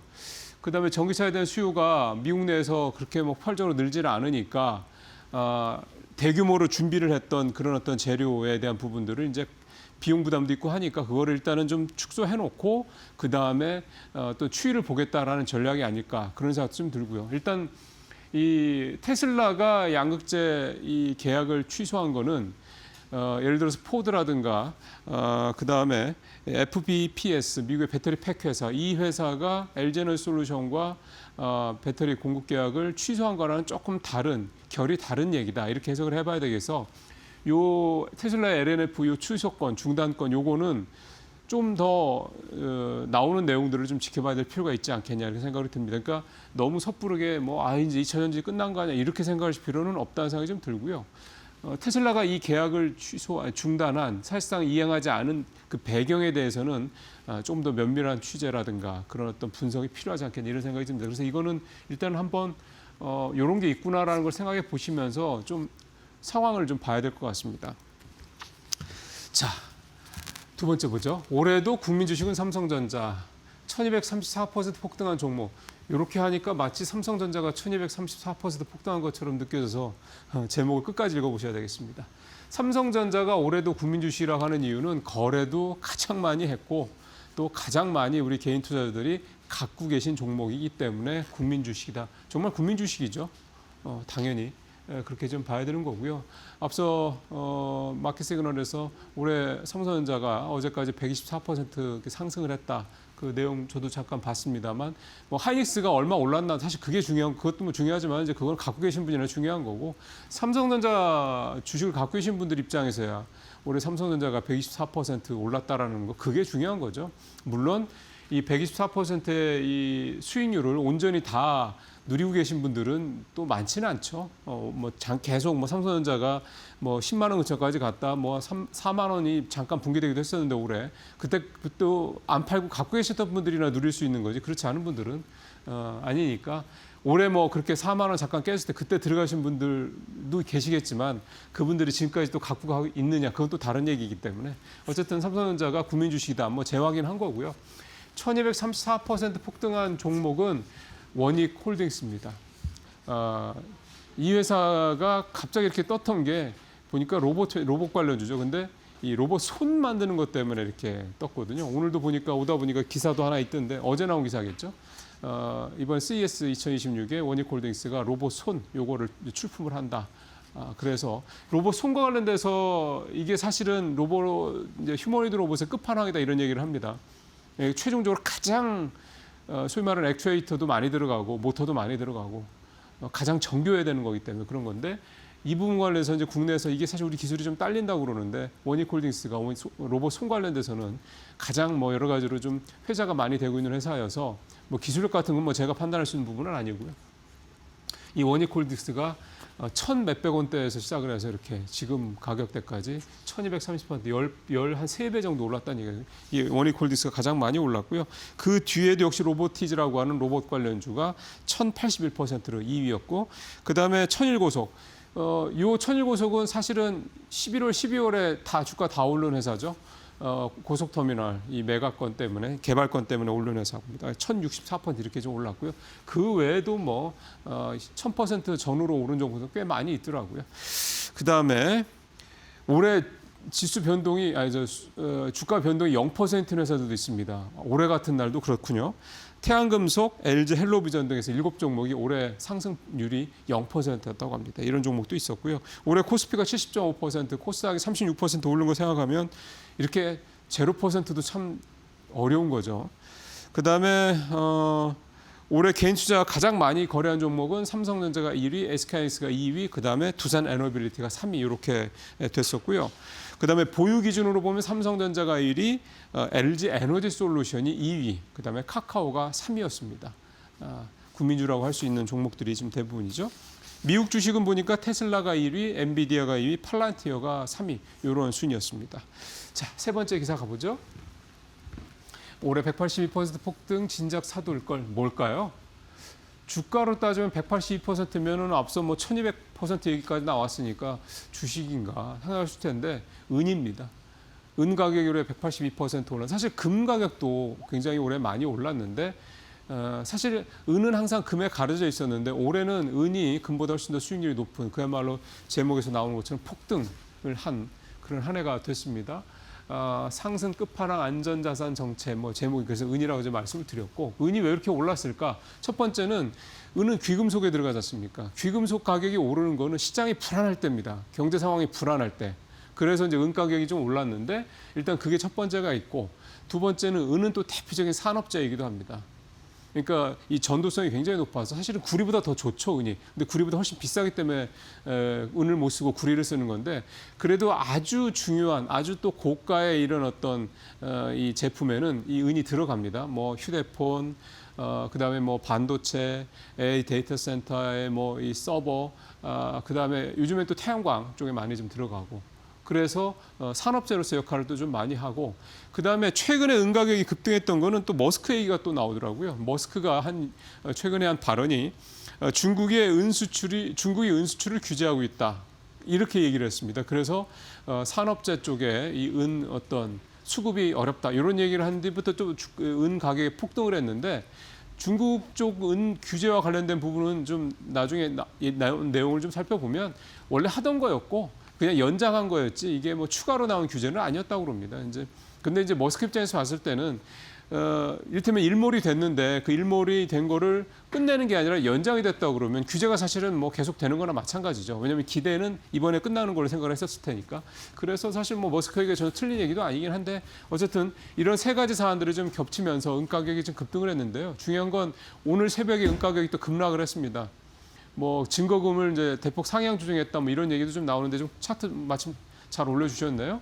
오늘 은 가격이 마이너스 7% 이렇게 좀 선물 가격이 좀 떨어지는 그런 모습을 보였는데 이건 이제 그동안에 많이 오른 거였다는 약간 기술적 반락 정도로 봐야 되는 거고 그다음에 아까 말씀드렸던 증거금 때문에 그렇고 과거에도 증거금 올렸을 때 CME가 이제 은 가격이 많이 떨어졌다고 하네요. 그래서 그런 부분이라고 보면 되는 건데 그러면 내년에도 은 가격이 다시 뭐 이제 계속 떨어질 거냐 그렇게 보기 어렵죠. 왜냐하면 앞서 말씀드린 그런 전체적으로 경제가 불안하다든가 뭐 지정학적 리스크가 크다든가 또는 산업적 수요가 있다든가 이 부분은 바뀐 게 아니거든요. 내년에도 뭐 지정학적 리스크는 여전할 것으로 보이기 때문에 은 가격도 또 금 가격도 내년에는 가격이 좀 좋을 것이다 이렇게 좀 예상을 할 수가 있겠고 그다음에 요즘에는 금과 은이 많이 오르다 보니까 팔라듐이 또 그 가격이 또 원자재 중에 시장에서는 오르고 있다 합니다. 그래서 그런 부분들도 그걸 뭐 개별 투자를 하기는 어려우니까 관련된 뭐 ETF 상품 이런 걸 좀 잘 참고해 보시면 도움이 될 것 같습니다.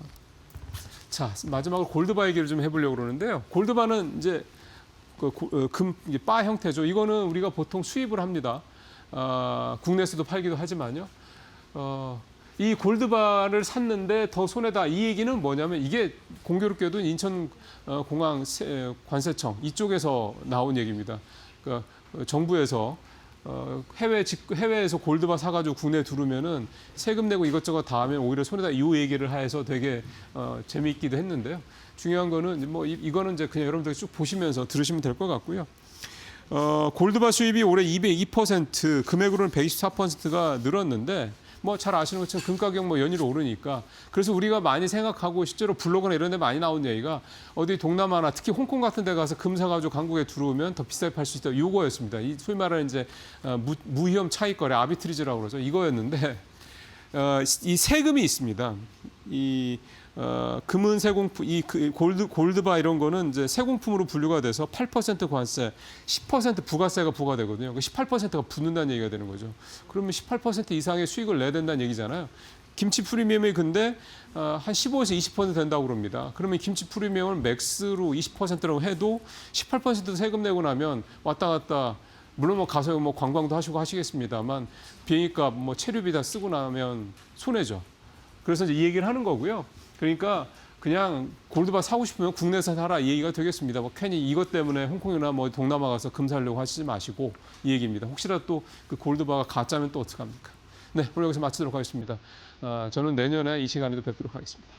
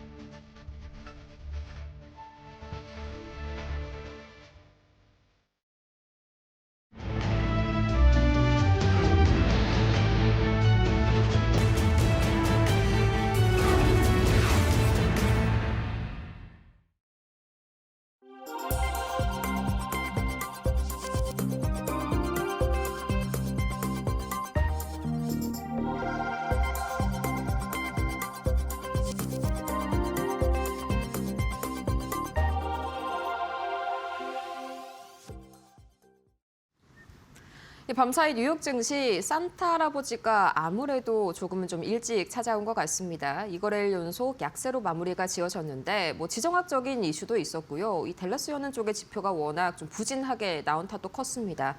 또 BOJ 관련해서 삐그덕거리는 금리 인상 이슈까지 겹쳐졌는데 과연 이런 분위기 속에서 우리 기분 좋게 2026년을 맞이할 수 있을지 이분 드디어 모시고 바로 진행해 보도록 할게요. 이충관 레그넘 투자자문 대표 모셨습니다. 어서 오세요. 안녕하세요.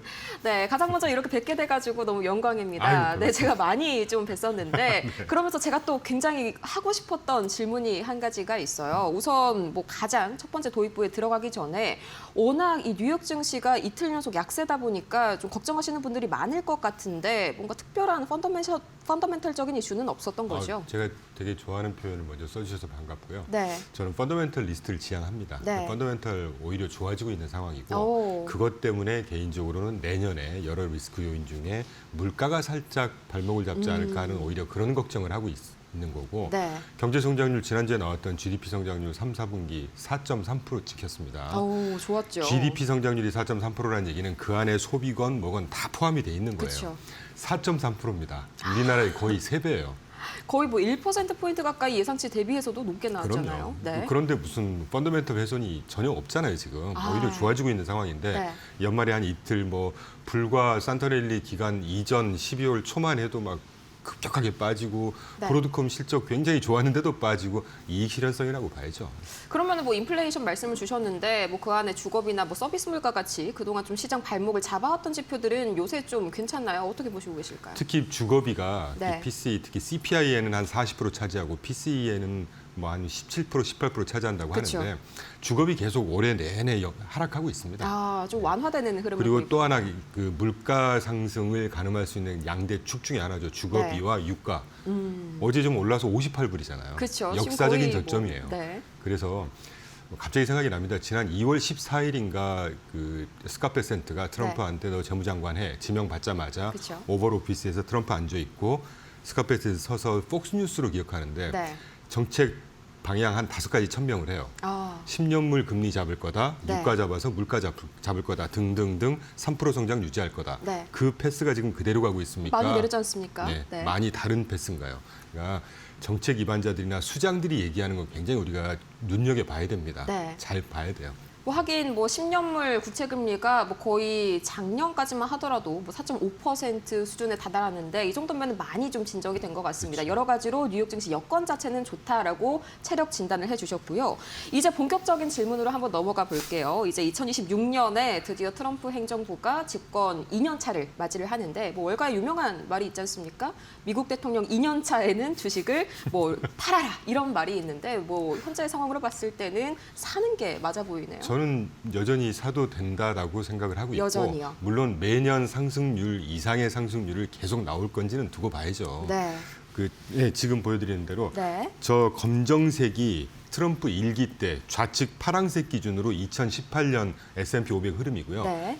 우측이 2019년 흐름입니다. 아. 보시면 아시겠지만 2018년도는 마이너스 한 7% 됐었어요. 그쵸. 그러니까 저것 때문에 트럼프 1기 때가 트럼프 그 2017년 1월인가 2월부터 시작했지 않습니까? 네, 네, 그러니까 네. 2년 차가 마이너스 7%예요. 아, 그러니까 저것 2년 차의 때문에 징크스네요. 그런 네. 징크스가 나올 수는 있는데 저 해는 트럼프가 세상이 우리 전혀 생각지도 않았던 관세를 들고 나와가지고 난리가 났던 때입니다. 그렇죠, 그렇죠. 그러니까 징크스로 우리가 분류할 수는 없는 기간이고 네. 반면에 같은 그 궤적으로 1년 기간 동안 쭉 보시면 빨강색이 올해 흐름이거든요. 지금. 오, 상당히 좋았네요. 올해 나쁘지 않았어요. 그쵸, 그쵸. 물론 4월 달 그 관세 판때기 관세 나올 그게 그때가 있었음에도 저렇게 간 거잖아요. 연초 이후로 2월부터 4월까지 19.8%인가 빠진 다음에 네. 4월 8일 날 전저점 이후로 지금 거의 뭐 한 30 몇 프로 상승해서 연중으로 17% 상승이니까 이 정도는 네. 나쁘지 않은 겁니다. 물론 그쵸. 한국이나 올해 주가 상승으로 보면 일본이 두 번째로 선방했거든요. 네. 우리나라가 한 그런가요? 70% 넘었고 네, 일본이 네. 한 30% 상승했어요.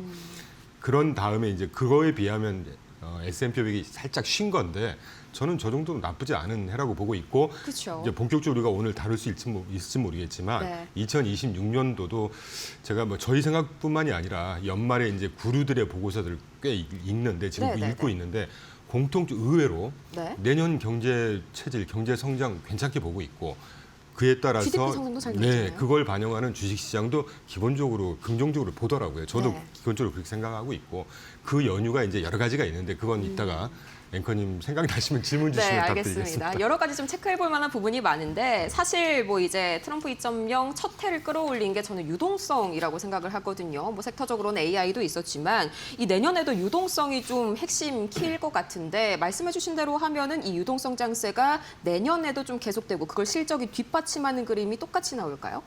저는 큰 틀에서는 그렇게 생각하고 있고요. 네. 방금 유동성 언급해 주셨는데 조금 언급하고 가죠. 굉장히 중요하니까. 그렇죠. 올해 여러 가지 키워드가 있을 겁니다.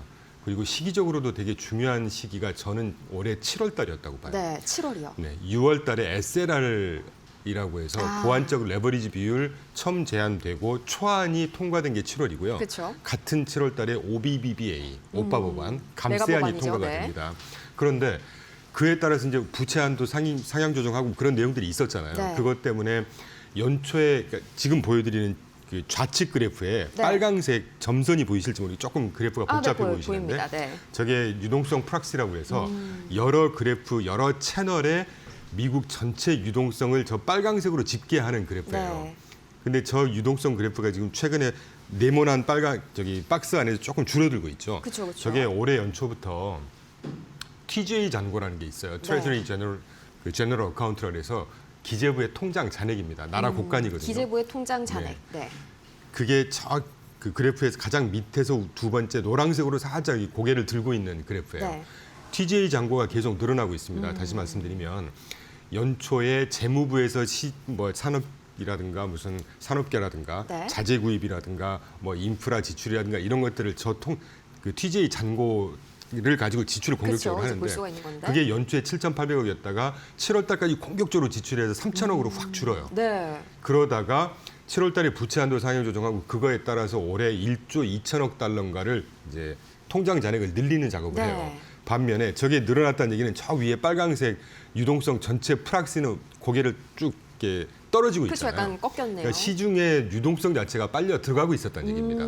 그런데 저게 이렇게 어느 정도 빨려 들어갔으면 그거 갖고 공격적으로 지출을 해야 되는데 하필이면 10월, 11월 달에 무슨 일이 있었습니까? 초단기 연방정부 셧다운이 있었어요. 그렇죠. 셧다운이 있었죠. 잔고가 이렇게 늘어났으면 계속 지출을 해야 되는데 셧다운이 네. 되고 지출을 못하니까 유동성이 한번 꺾였던 거예요.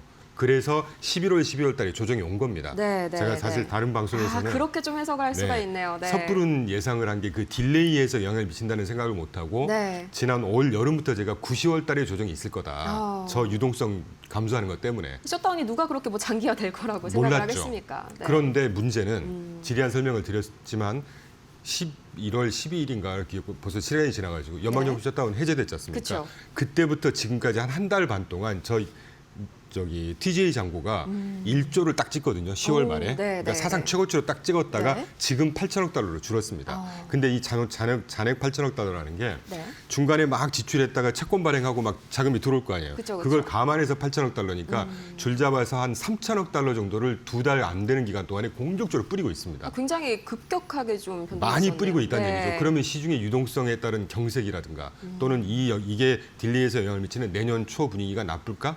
저는 괜찮을 것 같거든요. 그렇죠. 상당히 좋아 보이네요. 그렇죠. 그래서 유동성을 언급해 주시길래 제가 언급을 좀 드린 겁니다. 지금. 네, 사실 그간의 연말에 그런 변동 사항들을 우리가 이제 뭐 AI 거품론이다 이렇게만 좀 핑계를 포장을 그렇게 해왔는데, 냈죠. 그쵸? 약간 핑계라고 할 수 있고 사실상은 이 유동성 이슈, 이 TGA 잔고가 그 배후에 맞습니다. 있었네요. 이렇게 보니까 완벽하게 이해가 갑니다. 저는 작년도의 리스크 요인 중에 가장 으뜸이 방금 말씀드렸던 저 유동성, 위축, TGA 그쵸. 잔고를 늘리면서 시중의 유동성을 빨아들이는 네. 이 문제였다고 봐요.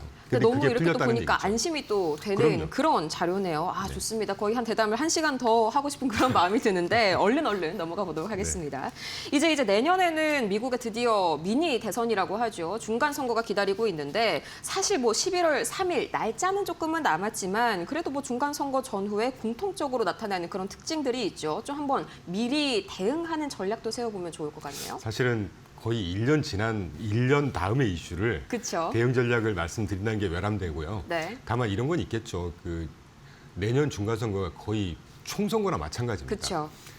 상원의원 3분의 1이 선거에 돌입을 하고 하원의원 전부가 선거에 돌입하고요. 네. 이뿐만이 아니라 주 지방 정부 주정부의 네. 주무장관 3분의 2가 다 선거에 돌입하니까 완전히 총선거예요. 물론 이렇게 대규모 선거를 할 때는 그 즈음에 가서 네. 정책 불확실성이 치솟지 않겠습니까? 그쵸. 그건 투자 저가 매수 기회가 되겠죠. 그리고 조금 크게 보면 중간 선거에 자 그럼 어떤 대통령, 어떤 행정부가 네. 여당이 지도록 놔두겠냔 말이죠. 그렇죠. 12월 초부터 지금 트럼프 나오고 있지만 트럼프가 계속 그 뉴스를 통해서든 지금 발언하는 그래도 내용을 띄우려고 보면 네, 노력을 하겠죠. 굉장히 친시장, 친경제적인 멘트들을 계속 날리고 있습니다. 네. 뭐 제네시스 프로젝트 하다못해 그 전에 12월 초로 기억합니다. 알라스카 지역에 어마어마한 원유가 매장돼 있어요. 그동안 이게 환경 문제 때문에 채굴 금지하고 있었습니다. 네. 그걸 승인해주겠다고 그랬어요. 예를 들면 이런 멘트들을 일주일에 한두 번씩 계속 날리고 있습니다. 어쩐지 요새 뉴스가 굉장히 앞으로 저는 이런 친시장적인 멘트가 계속 될 거라고 봐요. 아니, 그렇지 않겠습니까? 네. 아니 선거를 이기기 여건을 위해서 만들어야 되니까요. 그렇죠. 네. 그러니까 직관적으로 중간 선거 전까지 분위기 괜찮을 거예요. 그런데 중간 선거 즈음 가서 이제 정책 불확실성이 높아지고 뭐 지지율이 나오고 막 이러면서 이제 엎치락뒤치락 할 거 아니겠어요? 네. 그때 살짝의 시장의 변동성은 저가매수 기회라고 보고 우리가 크게 좀 잘 명심하셔야 되는 게요. 네. 월스트 케이스 공화당이 지더라도 미국이란 나라는 자국의 경제 어떤 스테이터스라든가 네. 패권의 지위를 여당, 야당, 공화당, 민주당에 따라서 확 바뀌는 나라가 아닙니다. 저 나라의 패권에 어떤 관련된 대외 정책이라든가 경제 정책 이런 것들은 네. 싱크탱크들이 다 만들어요. 우리랑 좀 다르네요, 그런 부분에서. 많이 다르죠. 네, 제가 네, 뭐 우리나라 얘기하고 싶지는 않고요. 네. 그래서 미국에 대해서 이렇게 막 뭐 정권이 바뀐다고 해서 나라가 막 다른 방향으로 전혀 그렇지 않습니다. 그래서 월스케이스 공화당이 지더라도 네. 살짝의 변동성은 있겠지만 저는 오히려 저가 매수 기회일 거다. 그럼 이런 말이 있잖아요. 이제 여당이 무조건 이제 중간 선거에서 좀 패한다. 그러니까 국민들이 다른 야당의 편을 들어준다. 약간 이런 속설이 있는데 그렇게 된다고 하더라도 현재 모멘텀들이 크게 꺾이지는 않을 것 같다. 그렇죠. 이런 말씀이신 거죠. 그렇죠. 좋습니다. 그럼 이제 AI 관련해서도 좀 약간 한숨을 놓을 수가 있을 것 같은데 사실 뭐 AI 수익화 논란이 아직까지 최근까지도 좀 계속되고 있었지 않습니까? 이게 뭐 주도 랠리가 내년에도 좀 지속이 될지 아니면 그 주변부로 좀 온기가 퍼져나간다고 봐야 할지 어떤 쪽을 더 우세하게 보실까요? 좋은 표현을 한꺼번에 해주셨는데 네. 주도 리더십은 계속 될 거예요. 다만 네. 그동안에 보여줬던 정말 이런 상승이었잖아요. 그렇죠. 3년 동안 엔비디아가 몇 배 올랐습니까? 스카이로켓을 했죠. 뭐 스카이라켓 했죠, 진짜. 네. 뭐 12배, 13배 상승했는데 그 정도의 상승세는 꺾이겠죠. 왜냐하면 어떻게 계속 이렇게 모르겠어요. 적당히 꺾이면서도 리더십은 유지될 네. 거라고 저는 생각하고 있고 이제 최근 2년 동안 AI 정말 광풍이었습니다. 그렇죠. M7이 정말 그 주가 상승이나 이익 성장세의 절반을 다 뭐 시연을 했다고 하니까 그런 상승세가 꺾이면서 자연스럽게 온기가 좀 퍼지는 시장이 같이 연출이 되지 않을까요? 약간 픽앤쇼벨로 퍼질까요? 아니면 중소형주들까지 좀 산발적으로 퍼질까요? 그러니까 오늘 좀 이렇게 코드가 맞으시는 것 같은데 네. 제가 작년부터 네. 올해 중반 초부터 계속 AI뿐만이 아니라 다 이것도 고민을 하자라고 해서 추천드렸던 게 네. 공통적인 중소형 부동산 산업재였거든요. 중소형 부동산 중소형 산업재 나쁘지 않았습니다. 네. 다만 이제 부동산이 그쵸. 조금 금리가 생각보다 안 떨어졌으니까 그쵸. 좀 쉬었는데 저는 내년도에 금리 하락할 것 같거든요. 시장 금리도 하락할 것 같아요. 1분기는 무조건 뭐 된다고 봐야겠죠? 네. 아니 뭐 무조건까지는 아니지만 네, 대략적으로는. 언제가 될지는 두고 네. 봐야 되니까. 그런데 중소형 부동산 그중에 이제 중소형 언급해 주셨으니까 중소형 네. 저는 괜찮을 것 같고 제가 그래프를 갖고 왔는지 모르겠는데 하여튼 네, 한번 같이 올해 볼까요? 업종별 네. S&P 500의 11개 업종별로 보면요. 네. S&P 500이 사실 시가총액 방식이잖아요. 그러니까 그쵸. 비중이 큰 아이들을 그대로 따라간단 말입니다.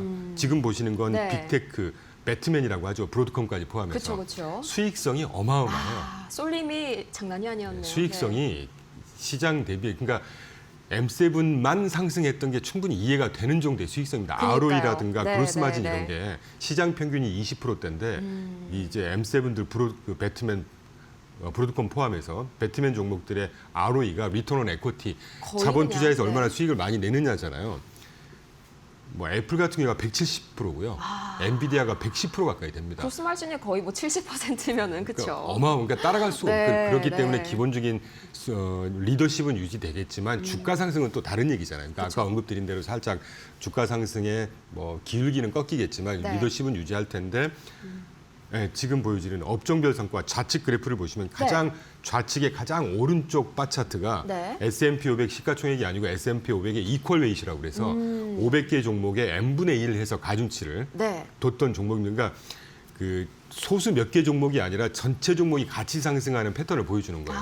그러니까 S&P 500이 지금 17% 정도인데 네. S&P 500의 이퀄 웨이트이 글씨가 좀 작아서 제가 좀 안 보이는데 네. 10한 뭐 그래도 한 11, 2% 정도 나왔을 거거든요. 저게 이제 중소형주를 다 포함해서 정도 나왔단 낮아지네요. 말이죠. 네. 저 정도면 나쁘지 않다고 보고 저런 그 스프레드 아웃이라고 하지 않습니까? 네. 이렇게 상승세의 온기가 시장 전반에 퍼지는 그리고 12월 달에 AI 종목들 위주로 흔들렸을 때 그때 그쵸. 다른 종목들 별로 안 빠졌습니다. 네. 그래서 우리가 시장에서 순환매라고들 얘기를 했죠. 그래서 안심을 하고 있었는데 그런 패턴이 내년도에는 그래도 계속 되지 않을까요? 그렇죠. 이제 연말 들어가지고 헬스케어, 뭐 금융주 이쪽으로 약간 피난처 역할을 하는 AI가 그렇죠. 흔들릴 때마다 시장의 폭이 좀 넓어진다고 그게 되게 표현하는 게 중요한 맞겠죠. 것이 우리가 순환매라고 그래서 부르는데 AI만 계속 올랐다가 네. AI 위주로 올랐다가 AI가 조정을 받으면서 그 자금이 다 빠져나가느냐 네. 아니면 다른 종목으로 잠깐 쉬면서 순환매가 되느냐 이거 되게 중요합니다. 네. 다른 종목 다른 분야로 가지 않고 주식시장에 다 빠져나가 버리면 네. 그건 떠나버리는 거잖아요. 그쵸, 그쵸. 근데 방금도 언급해 주신 대로 순환매였단 말이죠. 그럼 순환매의 대상이 되는 업종들이 그만큼 투자 메리트가 있기 때문에 투자 자금들이 피난처 역할을 그쪽에서 한 거 아니겠습니까? 그쵸. 그런 것들은 내년도 우리가 굳이 전망을 해보자면 뭐 온기가 쭉 퍼져가는 상승세가 이렇게 쭉 넓어지는 아주 양호한 그림이 되지 않을까요? 좀 같이 올라갈 수 있는 네. 그런 폭이 넓어지는 기회가 올 것 같습니다. 마지막으로 이제 전력주 같은 경우에는 뭐 밤사이에도 굉장히 뭐 나쁘지 않았고요. 어제 우리 증시에서도 올랐잖아요. 내년도 비슷하게 올라갈까요? 내년도에도 저는 상당히 좋을 것 같아요. 제가 올 연초부터 네. 추천을 드리면서 전력 배송 이런 거 말씀드렸는데 네. 그래프 한번 띄워주십시오. 6페이지 네. 그래프인데요. 가져볼까요? 재미삼아 6페이지라고 저는 하십니다. 사실 이런 네. 그 주가 상승 그래프 갖고 설명드리기는 조금 지양을 하긴 하는데 네. 호도할 수가 있으니까 이 컴포트 시스템이라는 종목을 한번 보시면요. 네. 어마어마한 상승을 했고 어마어마할까요? 2020년도 최근 5년 동안의 주가 상승을 보면 안 띄워주시는데 말씀만 드리죠. 네. 왜 띄워달라고 하신지 알 것 같아요. 네. 엔비디아가 5년 동안 1,700% 상승했거든요. 네. 누적으로. 컴포트 시스템이 3,500% 상승했습니다. 3,500%요. 이 추세가 계속되진 않겠지만 그래도 상승세는 수혜는 더 보지 않을까요? 알겠습니다. 충분히 미래가 기대되는 그런 차트인 것 같습니다. 이래서 보여달라고 하셨군요. 네, 지금까지 이충광 레그넘 투자자문 대표와 함께 미래 전략까지 자세하게 세워봤습니다. 좋은 말씀 고맙습니다. 네, 감사합니다. 오늘 저희가 준비한 소식은 여기까지입니다. 내년에도 저희 마켓 시그널과 함께하면서 자세한 전략 세워가시길 바랍니다. 오늘도 함께해 주신 여러분 고맙습니다.